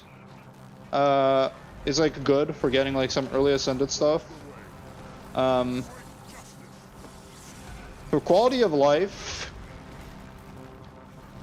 I think pretty much the only thing I would recommend getting is the copper-fed salvage, because I feel like it is just too good. The copper-fed salvage O-matic. I feel like everything else is kind of fluff. You don't really need it. If you really want to, you can use the Mistlock Sanctuary, but it's like it's not really required. You can be like you can use Lion's Arch. It's just like you're gonna be wasting a little bit more time getting around. But yeah, I mean, I'll probably get the expansions first. I think Live in Season 2, it's the one with the... If you look up Guild Wars 2, like Winter Berries, it's whatever map that is. You probably just want to get whatever chapter that is, but that's basically a really nice way to get a good amount of Ascended Trinkets. Yeah, I mean, apart from that, just try to get into, like, doing, like, strikes. I think Fractals is good, drops good amount of Ascended stuff. Strikes do as well. Strikes are really easy, at least normal mode.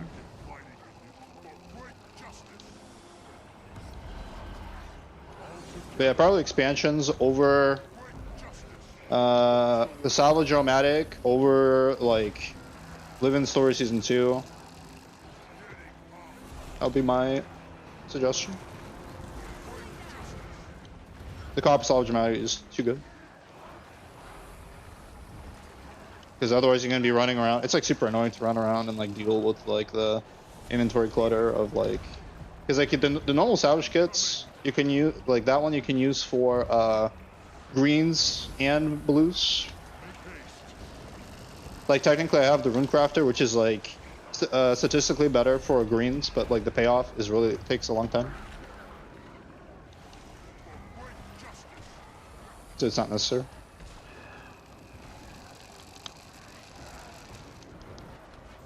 Yeah, I don't know if there's any of the other good Living Seasons. I know story-wise, do recommend Living Season 4.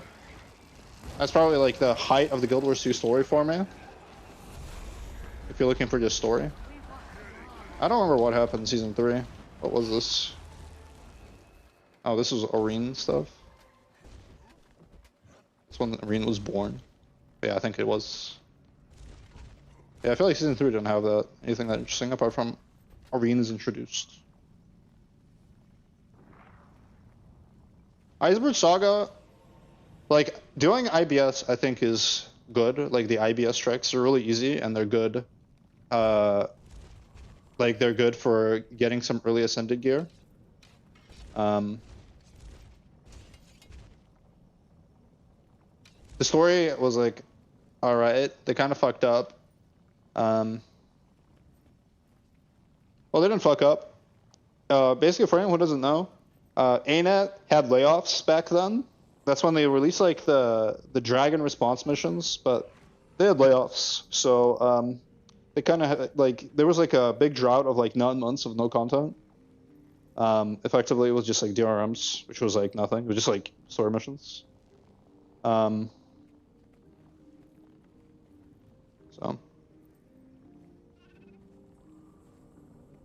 These people need condies. If someone can heal, I can condi.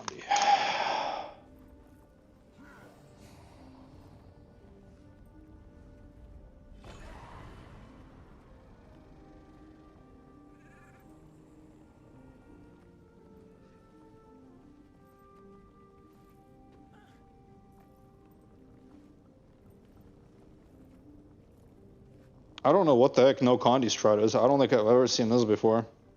So we'll see what this guy's cooking.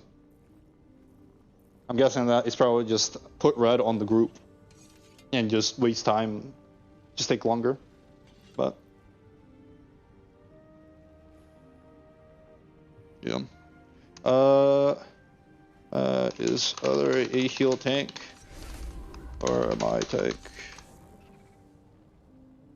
Let's ask. Me. Alright.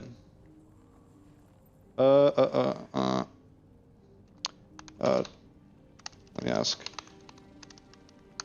Toughness. I am going to run minimal.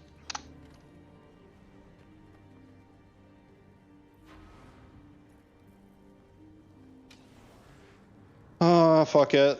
I'll just... yeah, I'll just run Minstrels. Minstrels are armor, and that'll be good enough. Yeah.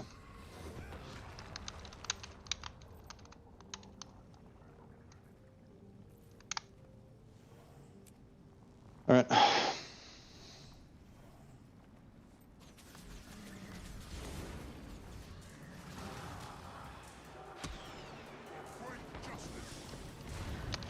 Yes, I haven't taken this in a while, but from what I remember, you just stand in the corner and you dodge backwards. That's pretty much it. You just have to. The only thing as a healer here is that you have to time your your burst healing with the greens, because people usually don't do the greens anymore on this.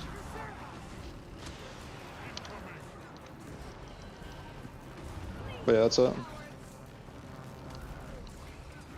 Oh, so I should have been using my Warhorn, but it's okay.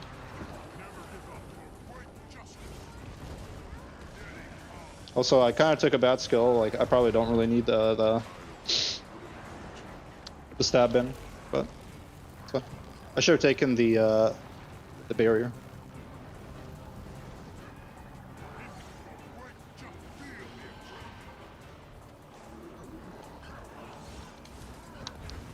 Okay.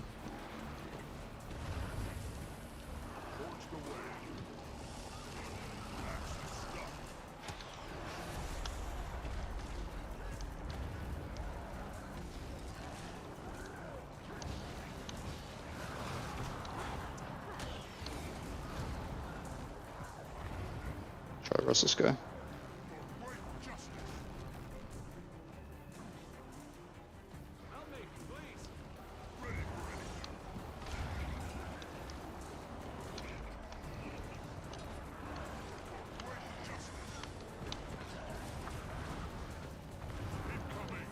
Oh, so I'm pulled in the Seeker. Stomp it out. So yeah, I'm guessing what this guy meant when he said no Condi strat is literally just like inefficient.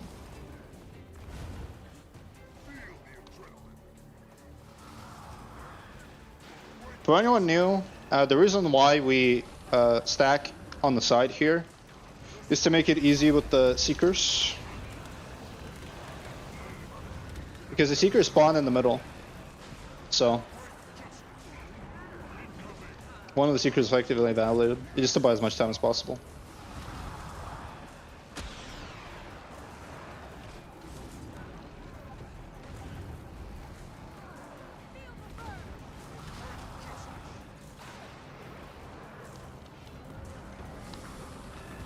Oh, I fucked up.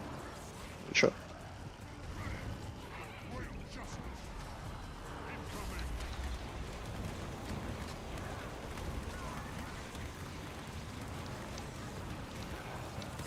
I could probably have been using my bullshit here a little bit. Oh, okay.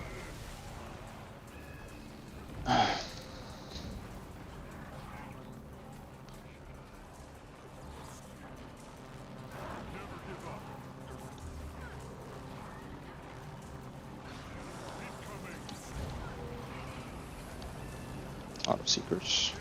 Give up fucking the timing on that. No big deal.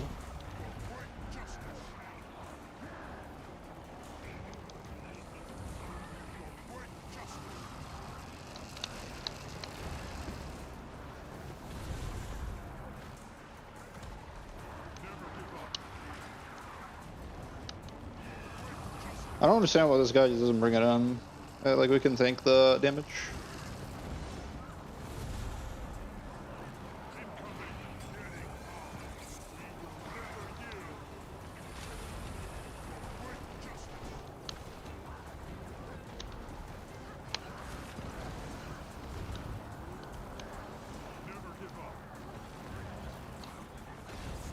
Do I have the Paragon build? Yeah, I mean it's basically the 4-button one, except I'm also running Sword Mace off it. That's it.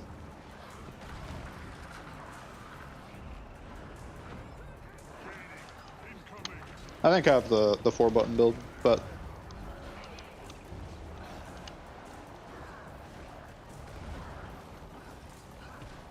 yeah, it's basically just like full Harriers.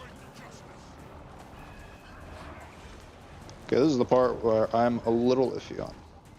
I think I just go this way.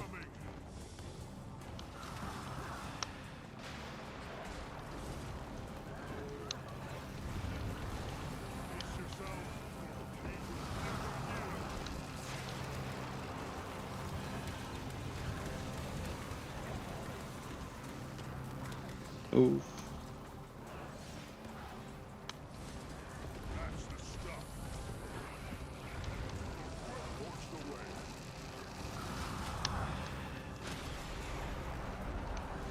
Someone else has to get that guy up. That's Seeker. These greens are kind of nice.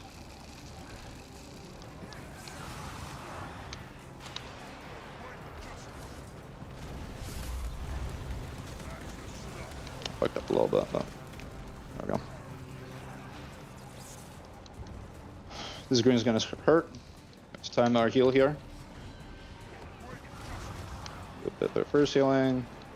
Someone got teleported.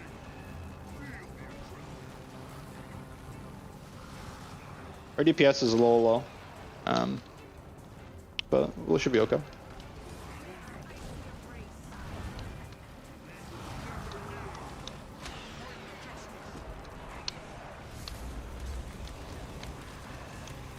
That's all the CC I got. I'm gonna move now.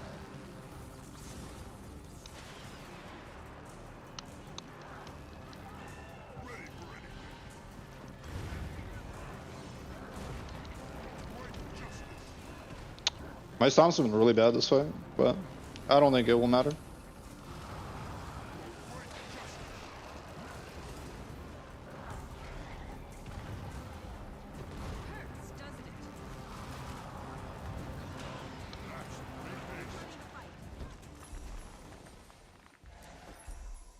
not sure how good the thinking was. I don't tank the spots, but we killed it, so I guess I'll take it.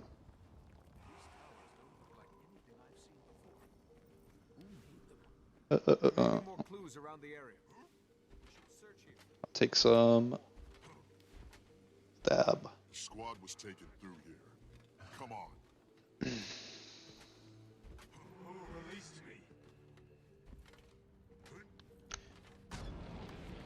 Yeah, it's just Mace, Warhorn, with Boon Duration, and Digital Renewal. So, for the most part, like the healers in this game are so like broken. Like it doesn't even matter what you run for your residuals, as long as it's like something healing. And you're running like Harriers or Minstrels or whatever.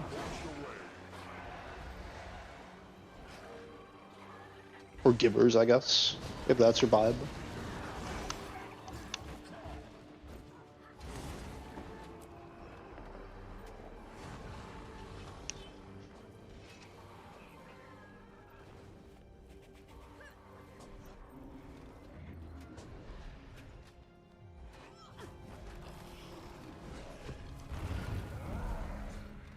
We're losing DPS.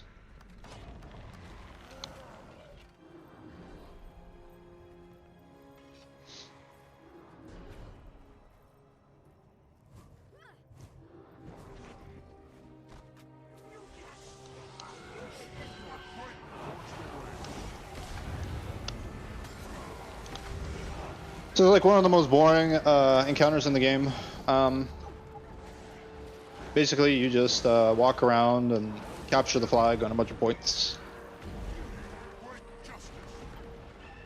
That's all. The only kind of interesting thing here is that these adrenal mushrooms will reset your cooldowns.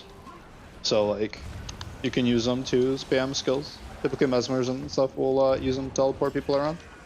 In my case, I can't teleport, but I can get people super speed with banner of tactics. So I'll be using that. Spam banner of tactics to get around.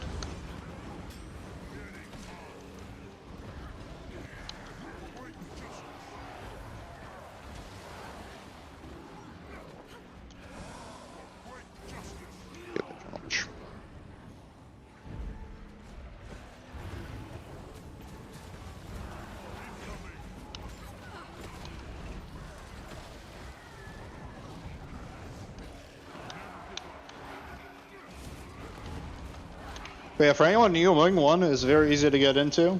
I think it has a pretty high success rate. It's, you know, like if you play one of my low intensity builds, I think you'll have no problem Wing 1. It's one of the, well, I guess it is the oldest way doing in the game. It's been like pretty solid. People know what they're doing for the most part.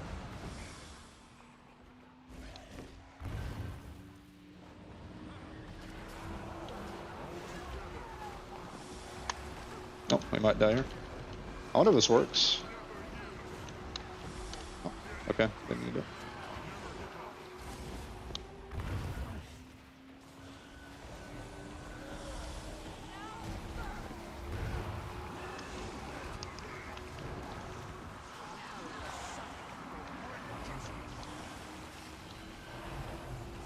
Look at this great gameplay of I pick up the Adrenal Mushroom.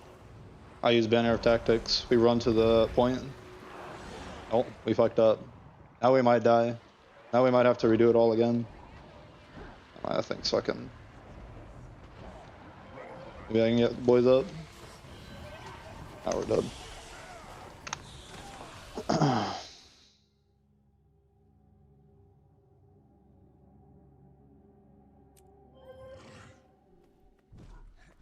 Now we get to do it all again. Let's go. I don't know if I was a difference maker there, but I just wanted to go get the Adrenal Mushroom. I don't think I probably made a difference though.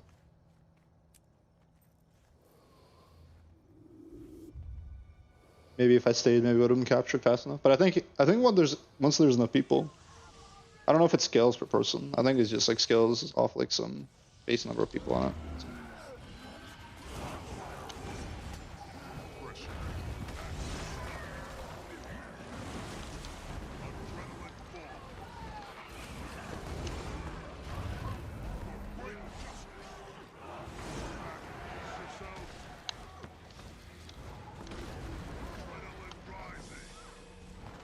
Banner of Tactics, the boys over here. Banner of Tactics, the boys over there.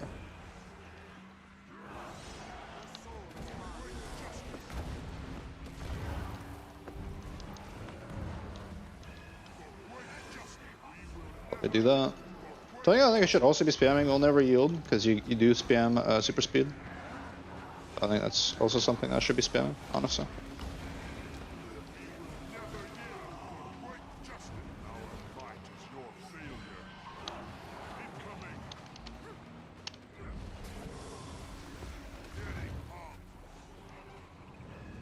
Try doing that.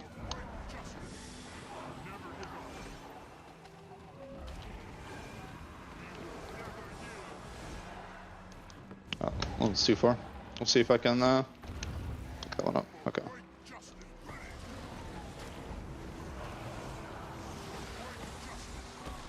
I think they got that.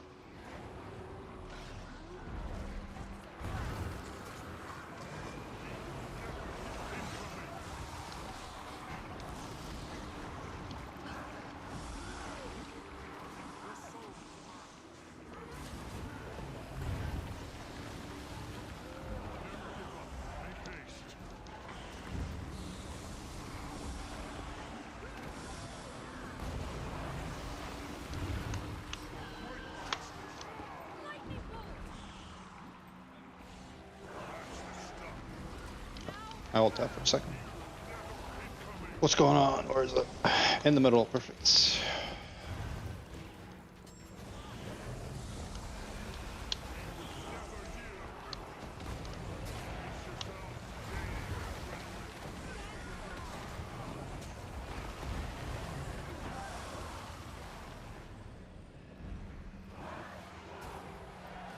But yeah, this is one of the most boring encounters in the game. Welcome to Spirit Run. One of my old static groups used to skip this. Someone would get a instance basically to skip Spirit Run. And we would do Build Guardian, and then we would all exit Wing 1, and then we would join a Gorseval. It is like, I think it's like 1 gold or something. It's actually like a decent amount of gold. For pretty, I mean, it's pretty easy, just like Bit of a time sink.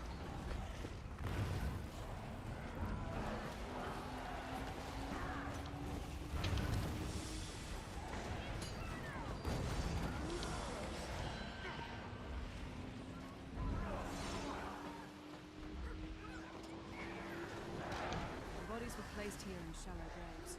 So I have the chat pulled up on my iPad, and for whatever reason, the UI designers thought it would be a good idea to put like a little like emoji thing on the bottom right of the chat. Honestly, it makes it a little annoying. I don't know why they thought that would be a good idea. Go Apple. It's like it blocks the chat. Maybe you can turn that on.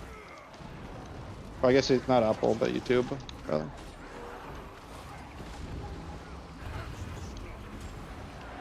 this case, Google.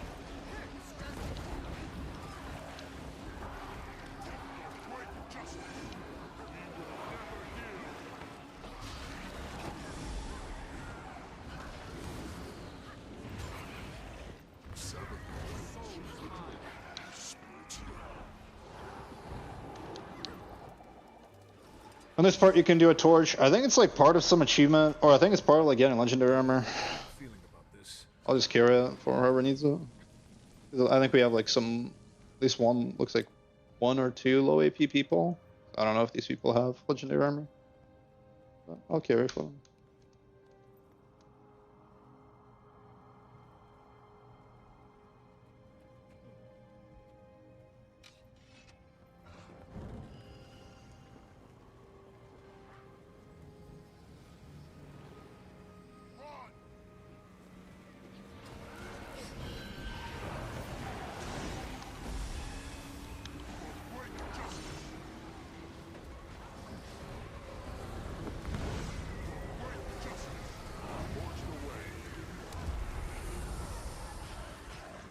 The crap thing about me carrying the torch is I don't think I can give swiftness.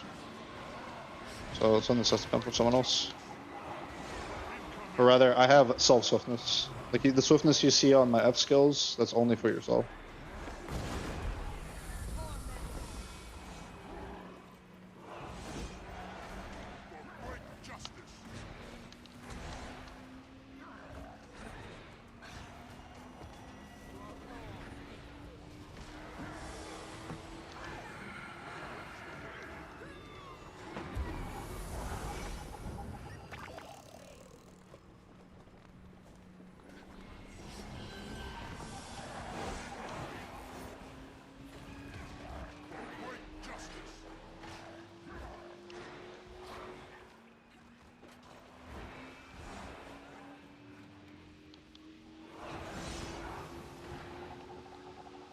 Highly enticing fights, guys.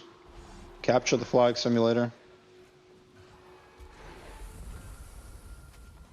So this next part, for anyone that's new, you get to step on a bunch of buttons. Pretty much the only kind of annoying one is there's like a little jumping puzzle to one of them. That's usually the one I try to go to. But yeah. There's one down here where my cursor is. There's one in like this little building. There's like one that's behind like these stairs. There's one like up on top of this jumping puzzle that I fucked up. And there's like one that is like behind there where my cursor is. There's 5 total. Everyone fucked up the jumping puzzle. As long as I don't get randomly crippled, it should be okay. Yep. And you get an LI out of it, so you know if you're looking to grind out your legendary armor, Spirit Run is definitely worth doing. And I think you get like some bullshit from the chests. I forgot what it was called. There's basically a bunch of chests so you can walk around and get, but I usually don't bother because it just like grins.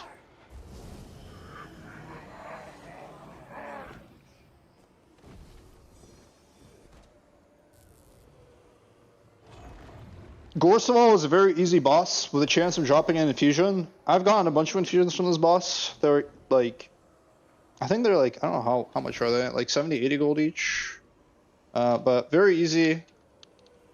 Yeah, 80 gold. It used to be a lot more expensive, but very easy for how much potential return you can get.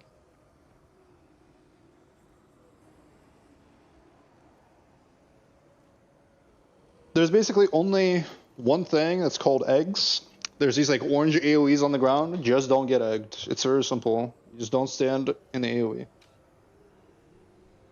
But usually if your healer is good, and hopefully I don't fuck it up, they will just stab you through all of the slams.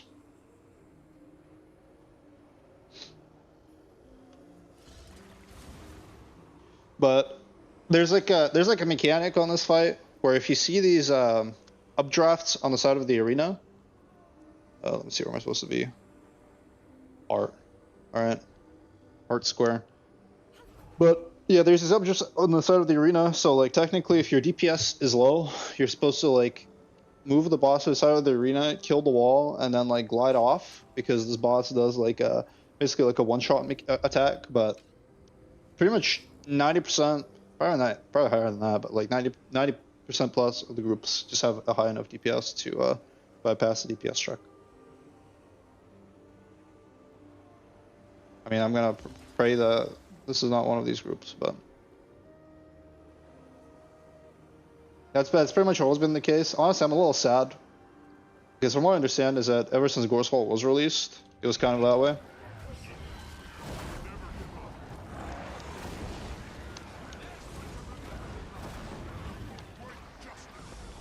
Yeah, like people basically just skip right away.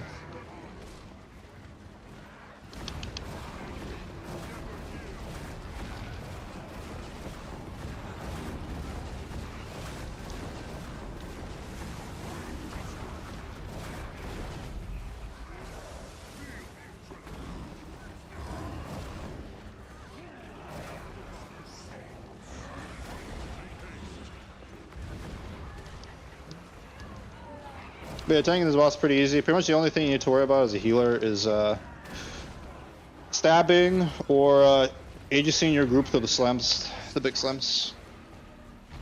Apart from that, it doesn't really matter. I think the group all went on the commander, but they shouldn't be on the commander. These shard souls that basically come into the group or the boss. You can like cripple them or emob them. I don't think my build has either, so I'm kind of relying on my teammates to do it for me here. But yeah.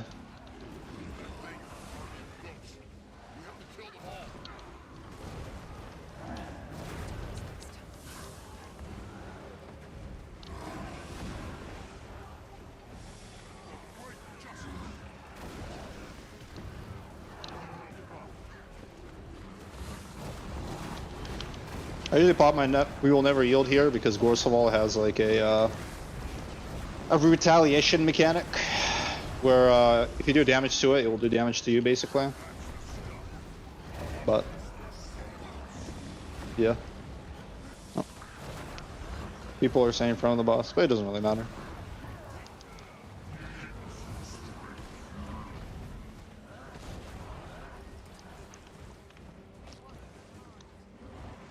Same thing with the charged souls. Basically, like this is like the commander effect in Pugs. This guy said that sub 3 goes heart, right? And then there's only 2 people on heart. I think just people just like don't read or don't know what's going on.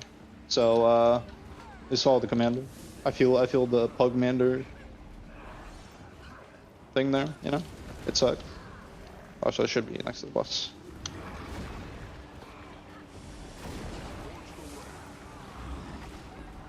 Okay, so yeah, the circles there were these eggs, and these people got egged. But again, it doesn't really matter. People will just break you up. For the most part, this boss is like just a big damage sponge.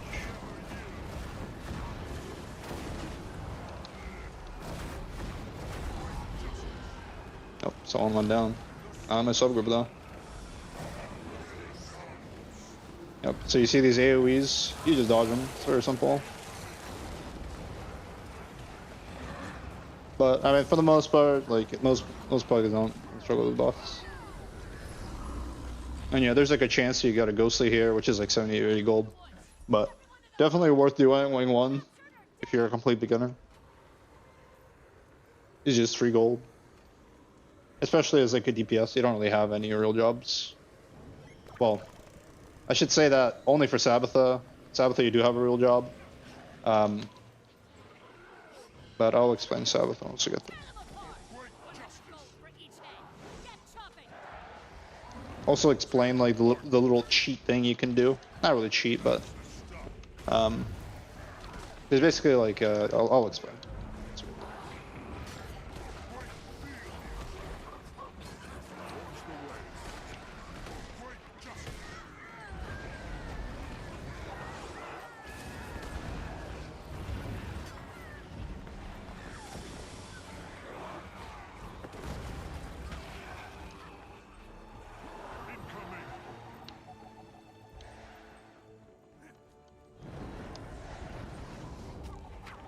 This bomb mechanic is going to be important.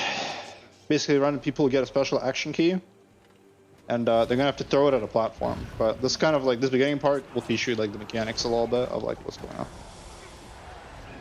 But there's going to be people doing cannons effectively. In most groups, you can probably get away without doing cannons, because I think like the cannons have been out for a long time. A lot of people know how to do them. A lot of people are just kind of lazy and they don't want to do them. Because they just don't want responsibility, and it's easier to just whack the boss than worry about cannons. But basically, you stand on these platforms and you throw your special action key at them to launch people places. But on this one, there's basically going to be before platforms that people are going to be going on.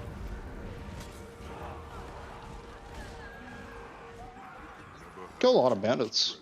Usually we have to kill these to trigger the thing. I guess we can kill him.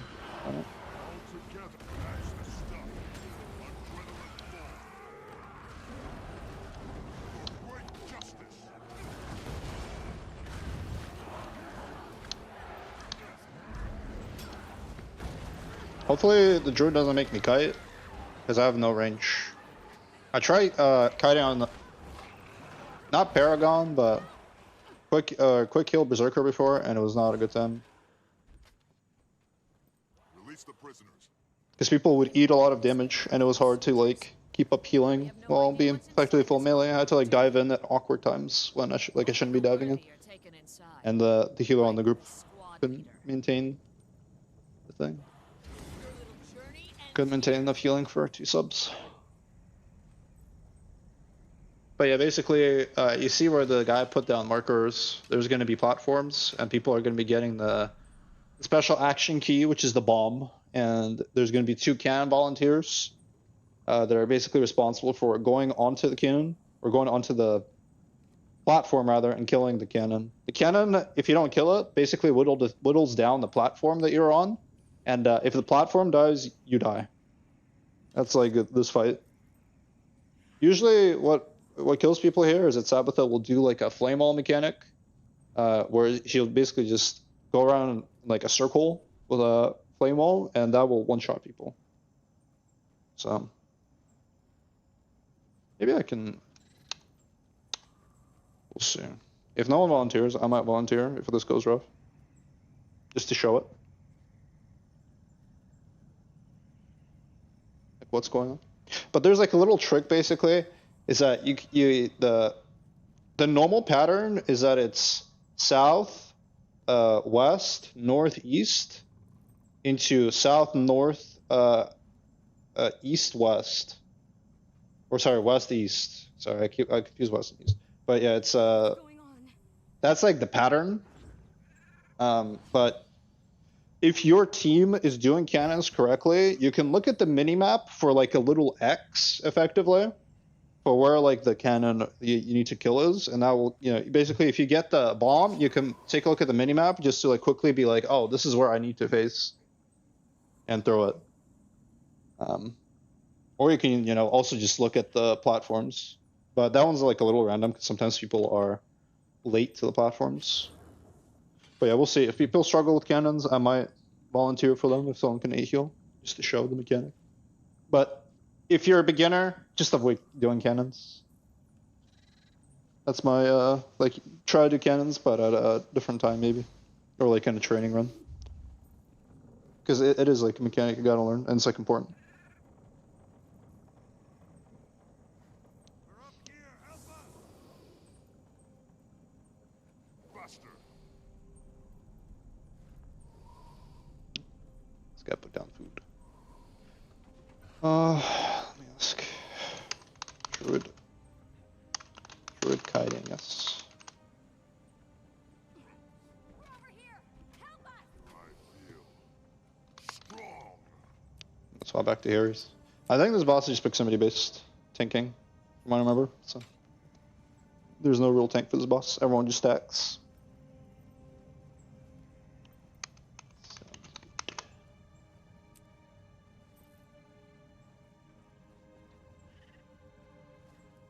But yeah, there's one of the healers does like the kiting thing, which effectively one of the things that Sabbatha does is like she shoots out these like lingering AoEs at the furthest player away from her. So basically, you just have one player assigned that will deal with that. That's your kiter. Also, I should be using this. But you see how Sabbatha shot at the commander there? But that's this guy's job basically. He is responsible for kiting the flak. That's what it's called. This guy didn't move out, but I'll be honest. Like nowadays, it doesn't really matter. Pretty much the only time they can screw you over if like people don't move out is oh, got it. Got it. Okay. The people in that case waited, but 1-2 didn't go. But if you look at the minimap, you see how there's an X on the minimap. So that means that can spawn. This guy's gonna die. This guy's dead. Alright. Sabbatha is a pug killer. We'll see. But yeah, if you pay attention to the minimap, you don't have to pay attention to like what the current pattern is. Like sorry, I was looking at something. But you don't basically, if you look at the minimap, you don't have to pay attention to what the current pattern is. You just keep in mind like which cannons are like currently up or like haven't been up before, and then you look at that. But yeah, typically like in this case, the DPS would want to back up. I think in this case, basically that's the guy that's assigned to 1-2 didn't go. So like someone could have backed up, but.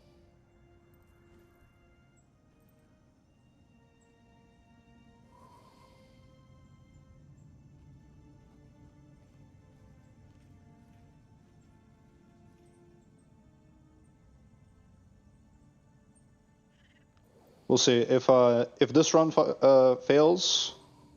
Yeah, so I don't know. These people are like very trigger friendly with like the kicks. I mean, I don't think there's a reason to kick. I mean, the guy probably doesn't know what he's doing.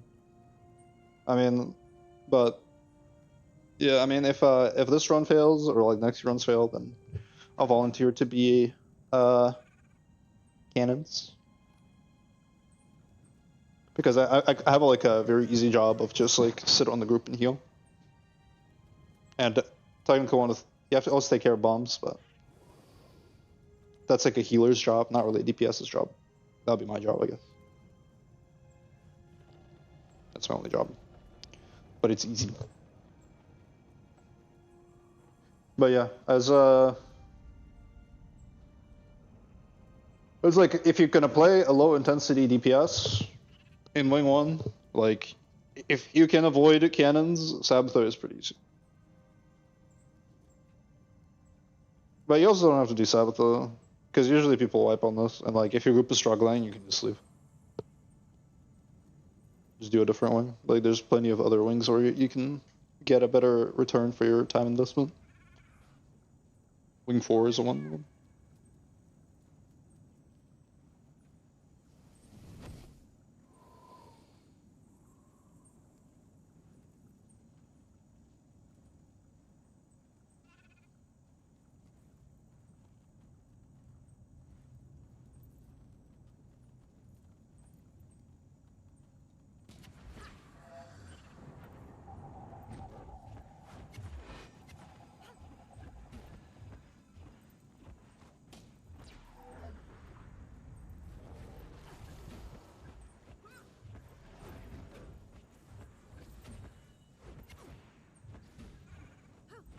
Never streamed on YouTube before. I got an email notification. That's interesting. You get an email notification that you started streaming.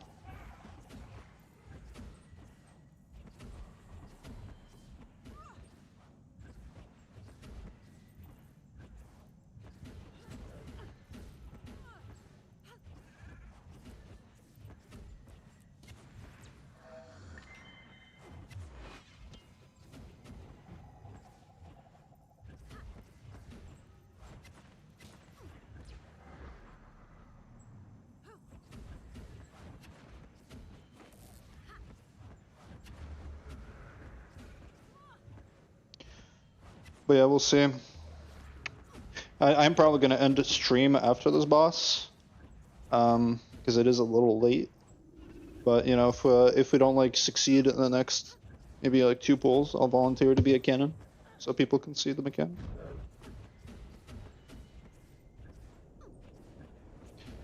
Back in the day, I was 1-3.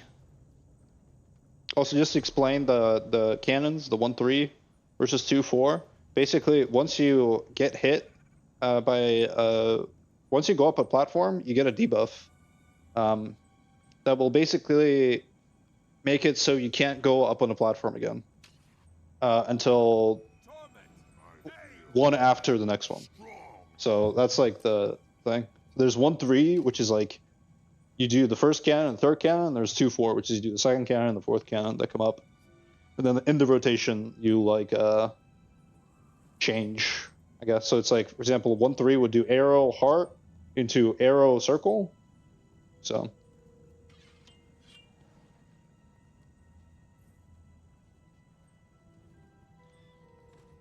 Prepare the cages. We've got some visuals.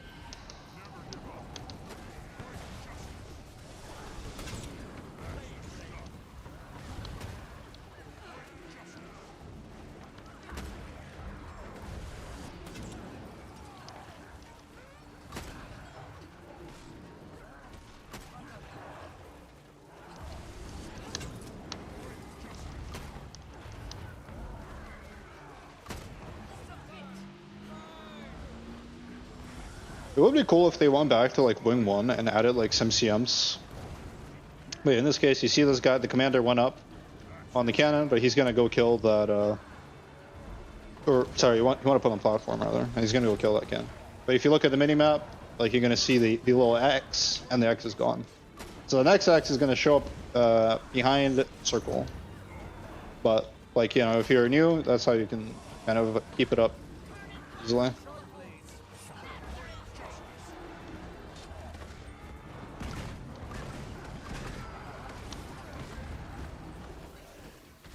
Heavy bombs are the thing you just walk up and press up on. That's kind of like the off healer job, mostly. Which is like my job, basically. That's what I'm playing right now. But if the hail bomb explodes, it just hurts the platform. It's not like the end of the world, but...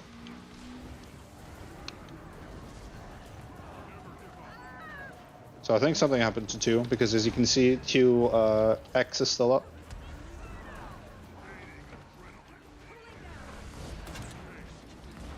Not move out of the group. But yeah, we definitely have some like newer people here. People don't know what they're doing.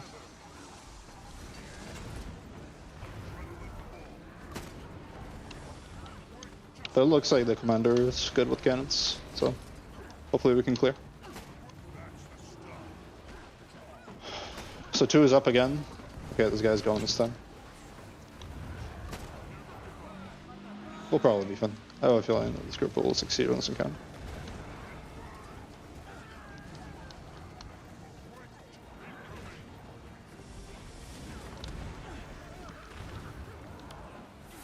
So I have the bomb here.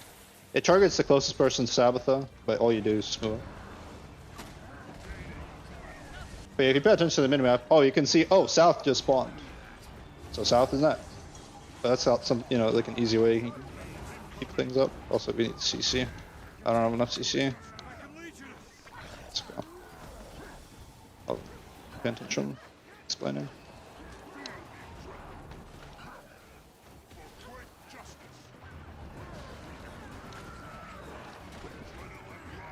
Okay, maybe we won't succeed.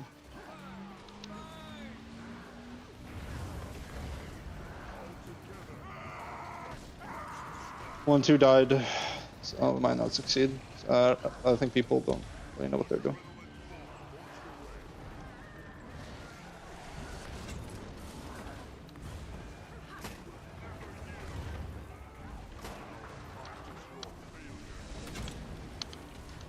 Nice thing about leaving cannons up is that once they come back up in the rotation, they don't spawn a new cannon basically. It's kind of like you skip a cannon.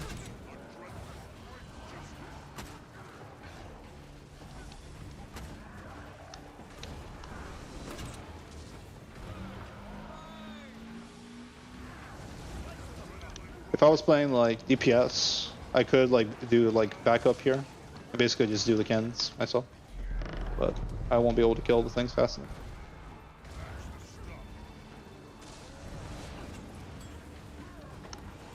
Yeah, we'll see. I mean, it looks like people are just not doing them anymore, so see if we can tank through it. Probably not. Maybe we can do it if we leave like 2 up. I think that's possible, but I'm not sure about leaving 4 up.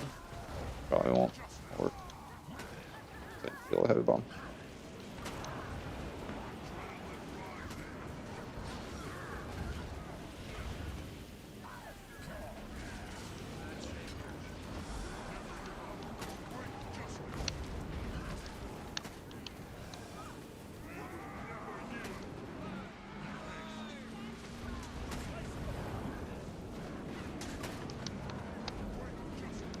Oh, we'll see if it can burn it. Probably not. And we do someone.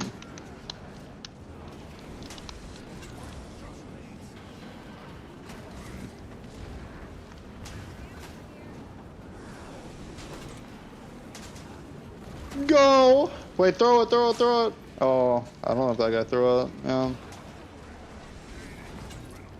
Unlucky. I think if it was only... Yeah, so you're gonna see what happens basically once you screw up, because the platform's about to die. But we're all about to die. What's about to happen? Goodbye.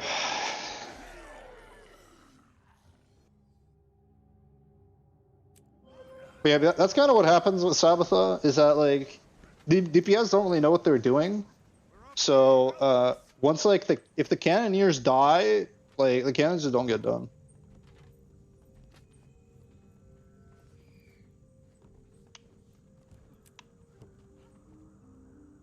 I think it's partly my fault because I was like talking instead of focusing on CCing like the hammer guy. Yeah.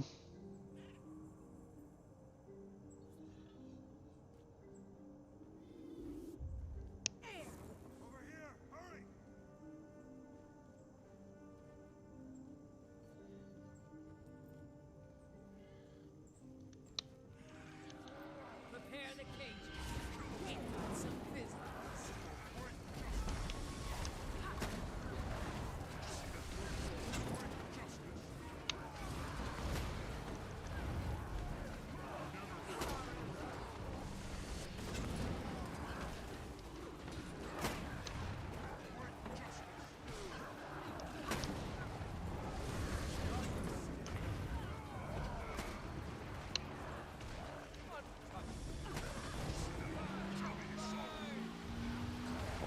Surprised the guy didn't die. Oh, someone else got it. Yep, that guy threw. Perfect.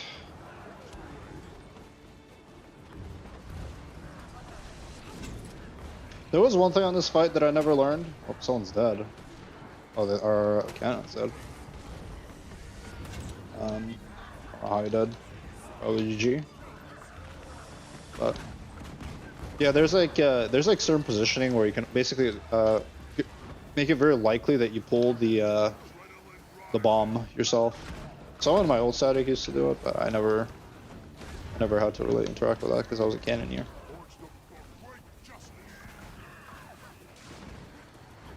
But for the most part, it doesn't matter as long as people know what they're doing. But if you know that mechanic, you probably make it more guaranteed to win. If you just pull the bombs yourself. It's awesome.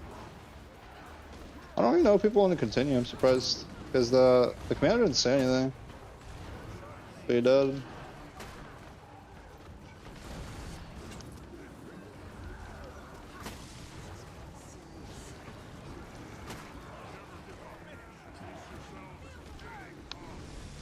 Not getting out.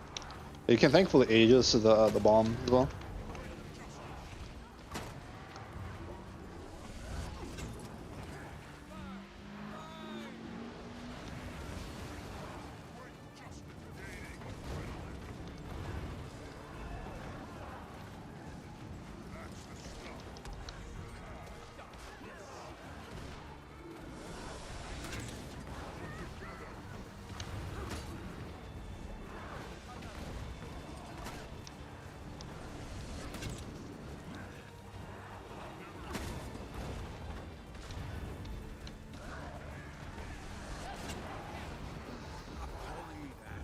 This is the one you have to CC.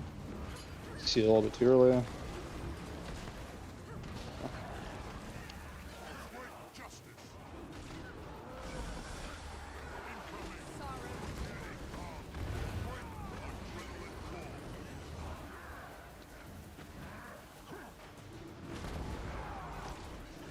See?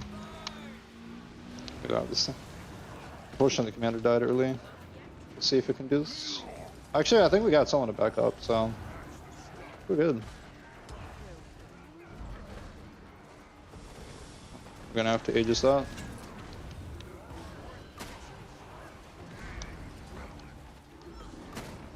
I'm gonna try to pull some of these bombs because people are not moving out with them.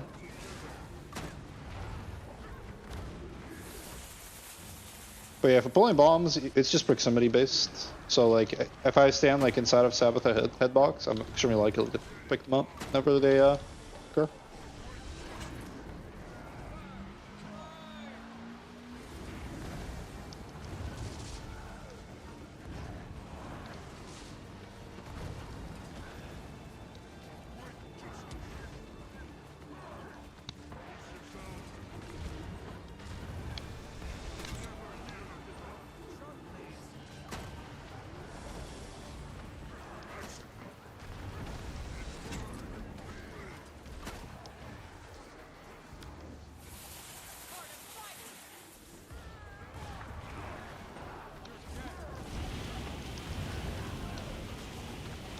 Yeah, in general, if you want to try to increase your win rate in fights, you want to try to take on as many of the mechanics as you can. Put them. Get this in.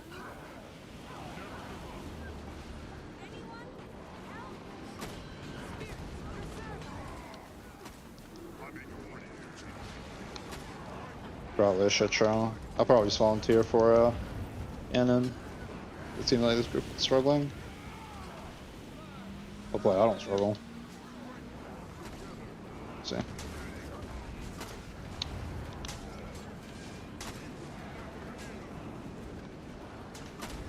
One of the more underrated things on this fight is stab spam. Because the... God. People don't move out with that. See if I can kill the sapper. Probably. Oh. I can cannon if someone can EQ. Let's just get this done because I do want to get out of here.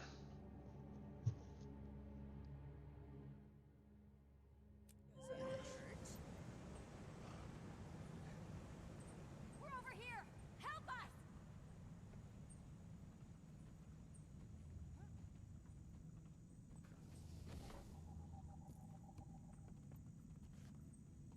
But yeah, what's killing us isn't really the bombs, it's the kins. But moving out with the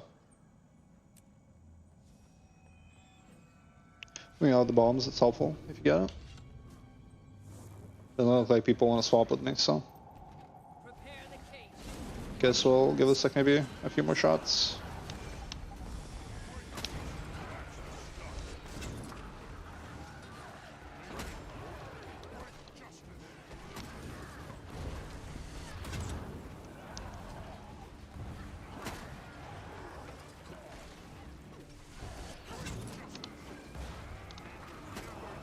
Someone's dead instantly. How? Are they AFK? Might have been AFK.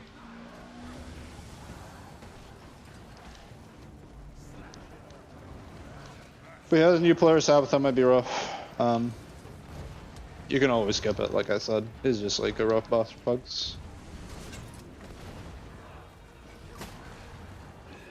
Because there's like a decent amount of individual responsibility. So.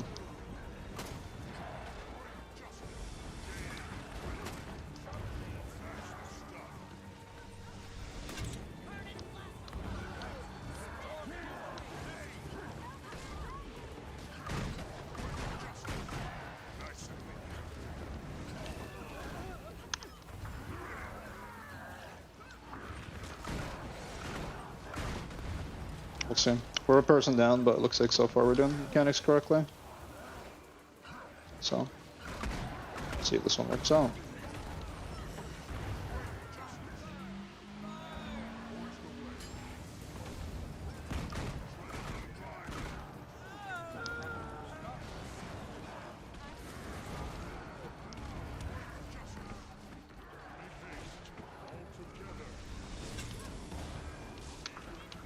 I'll try to pull some of these bombs myself to see how people are just not moving out.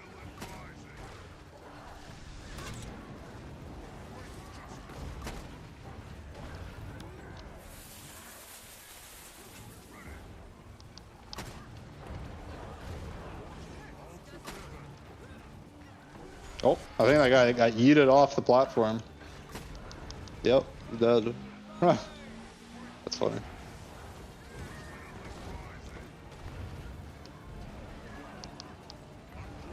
Another thing you should do, yeah, like what this guy's doing, is that whenever you die, if you die as a cannon, you want to call it out.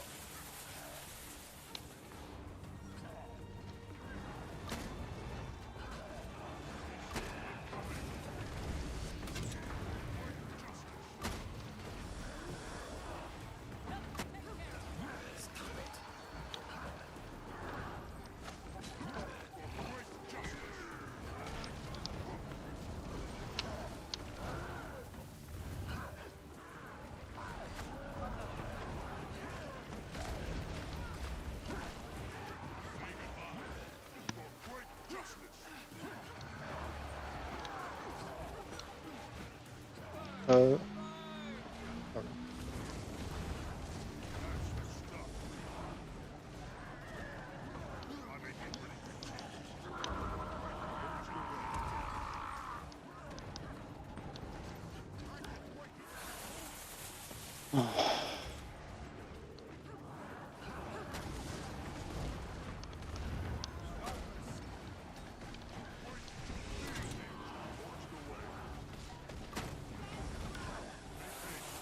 Yeah, you can see that I'm pulling a lot more of these bombs because I'm standing very close to Sabbath on purpose.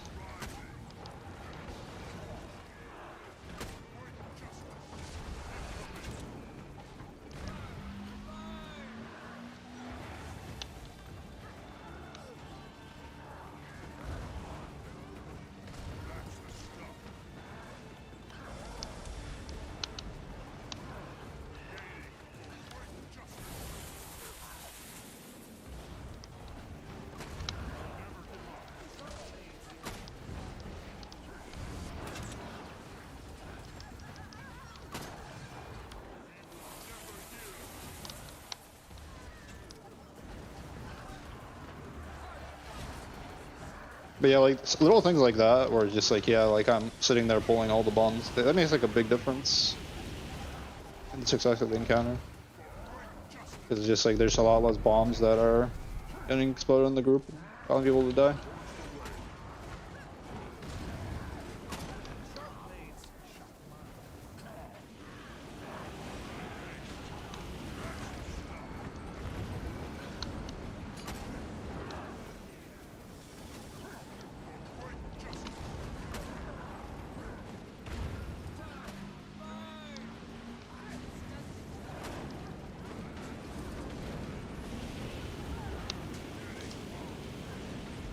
DPS should also be killing some of these flame turrets around the arena.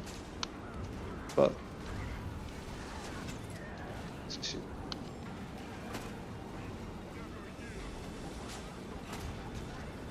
all I can really do is just do my little thing, right? So, pull these bombs, heal the group. Oh my, only got shot on.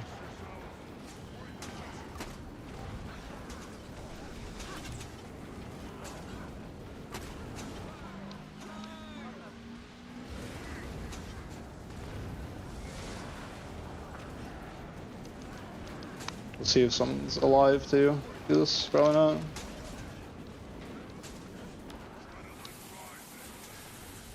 Oh, we can see it's close. Hopefully, maybe those people can succeed, but it's gonna be tough.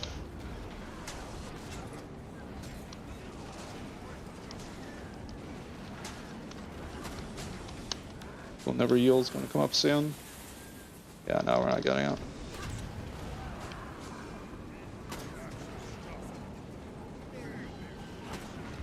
Unlucky.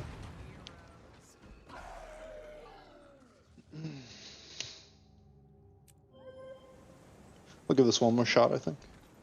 Oh, someone got kicked. I think that guy was just like AFK in the beginning.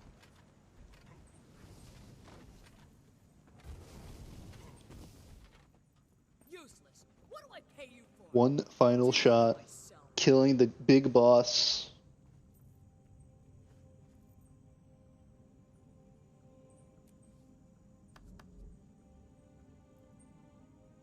The only people in LFG. It is sad.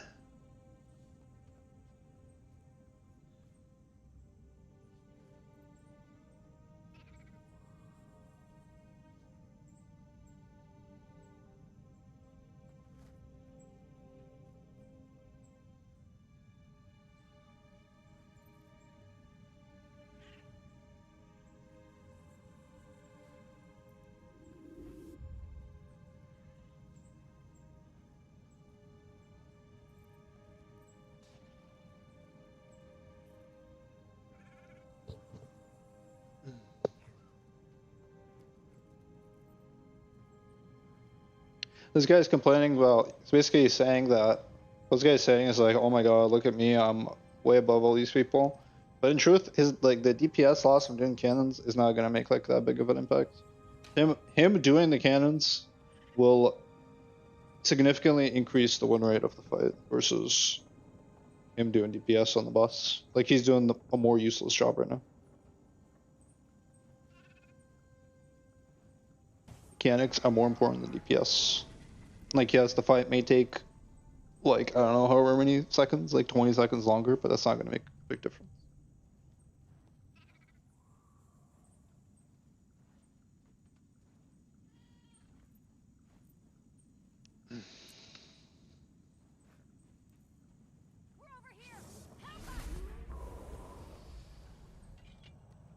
Oh yeah, I offered to take cannons. I was ignored. So we're gonna do our thing and pull these bombs. And that's all we can do.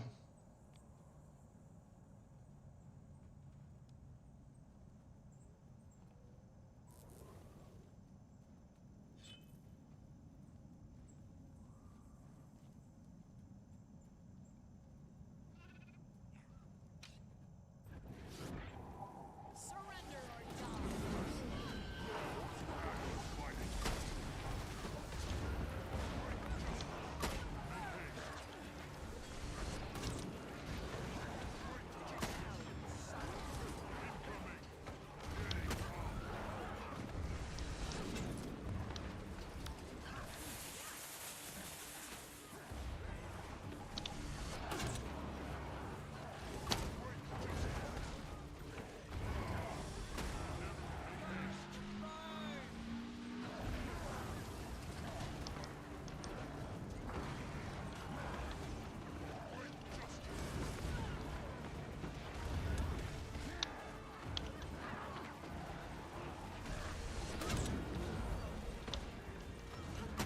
But yeah, when you're getting into raiding, just watch out for like little things you can do to like increase the win rate of the encounter. Like me standing in the middle here, pulling these bombs is just like you can do this on DPS. You don't have to play healer, but it's like if your group is really struggling with something like this, like you can influence these fights a lot more than you think.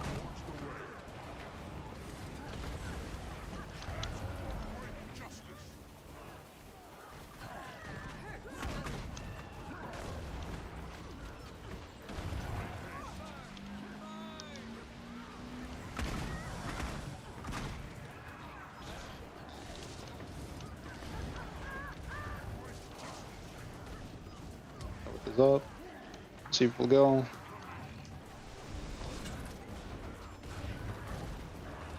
Also, as a support, you can like ages, stab stuff, etc. Support is the carry of bugs. I guess just carry in general.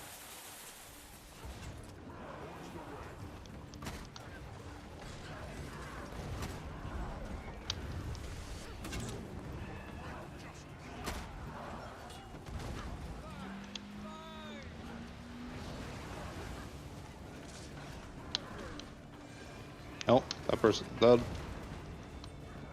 3 people died. Unlucky. Unlucky, unlucky, unlucky. Oh, we also had a cannon go.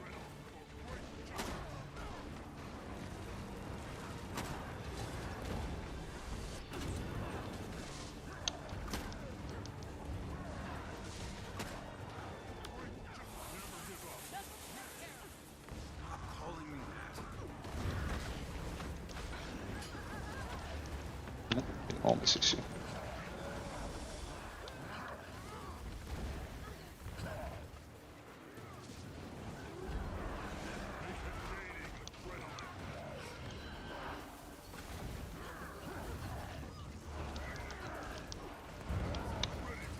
Oops, I think I might have cancelled my staff order.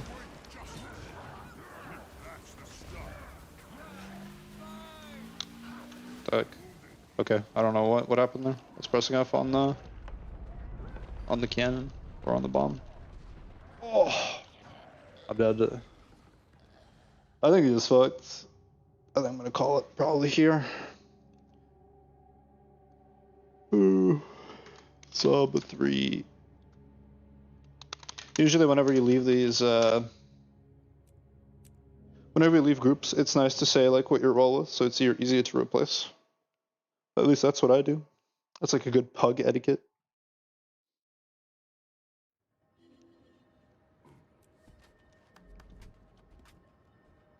Let's see, is there anything else I want to wing for? I think I'm good on that. Alright, oh, well, thanks for tuning in. I think I'm going to call it here because I do have work tomorrow, so I do gotta get to sleep. But yeah, thanks for joining. I'll be doing more live streams in the future. I have a few friends that I play with, so I'll probably be like on a Discord call playing with them, but they're out for holiday stuff right now. So, thanks for joining. See you later.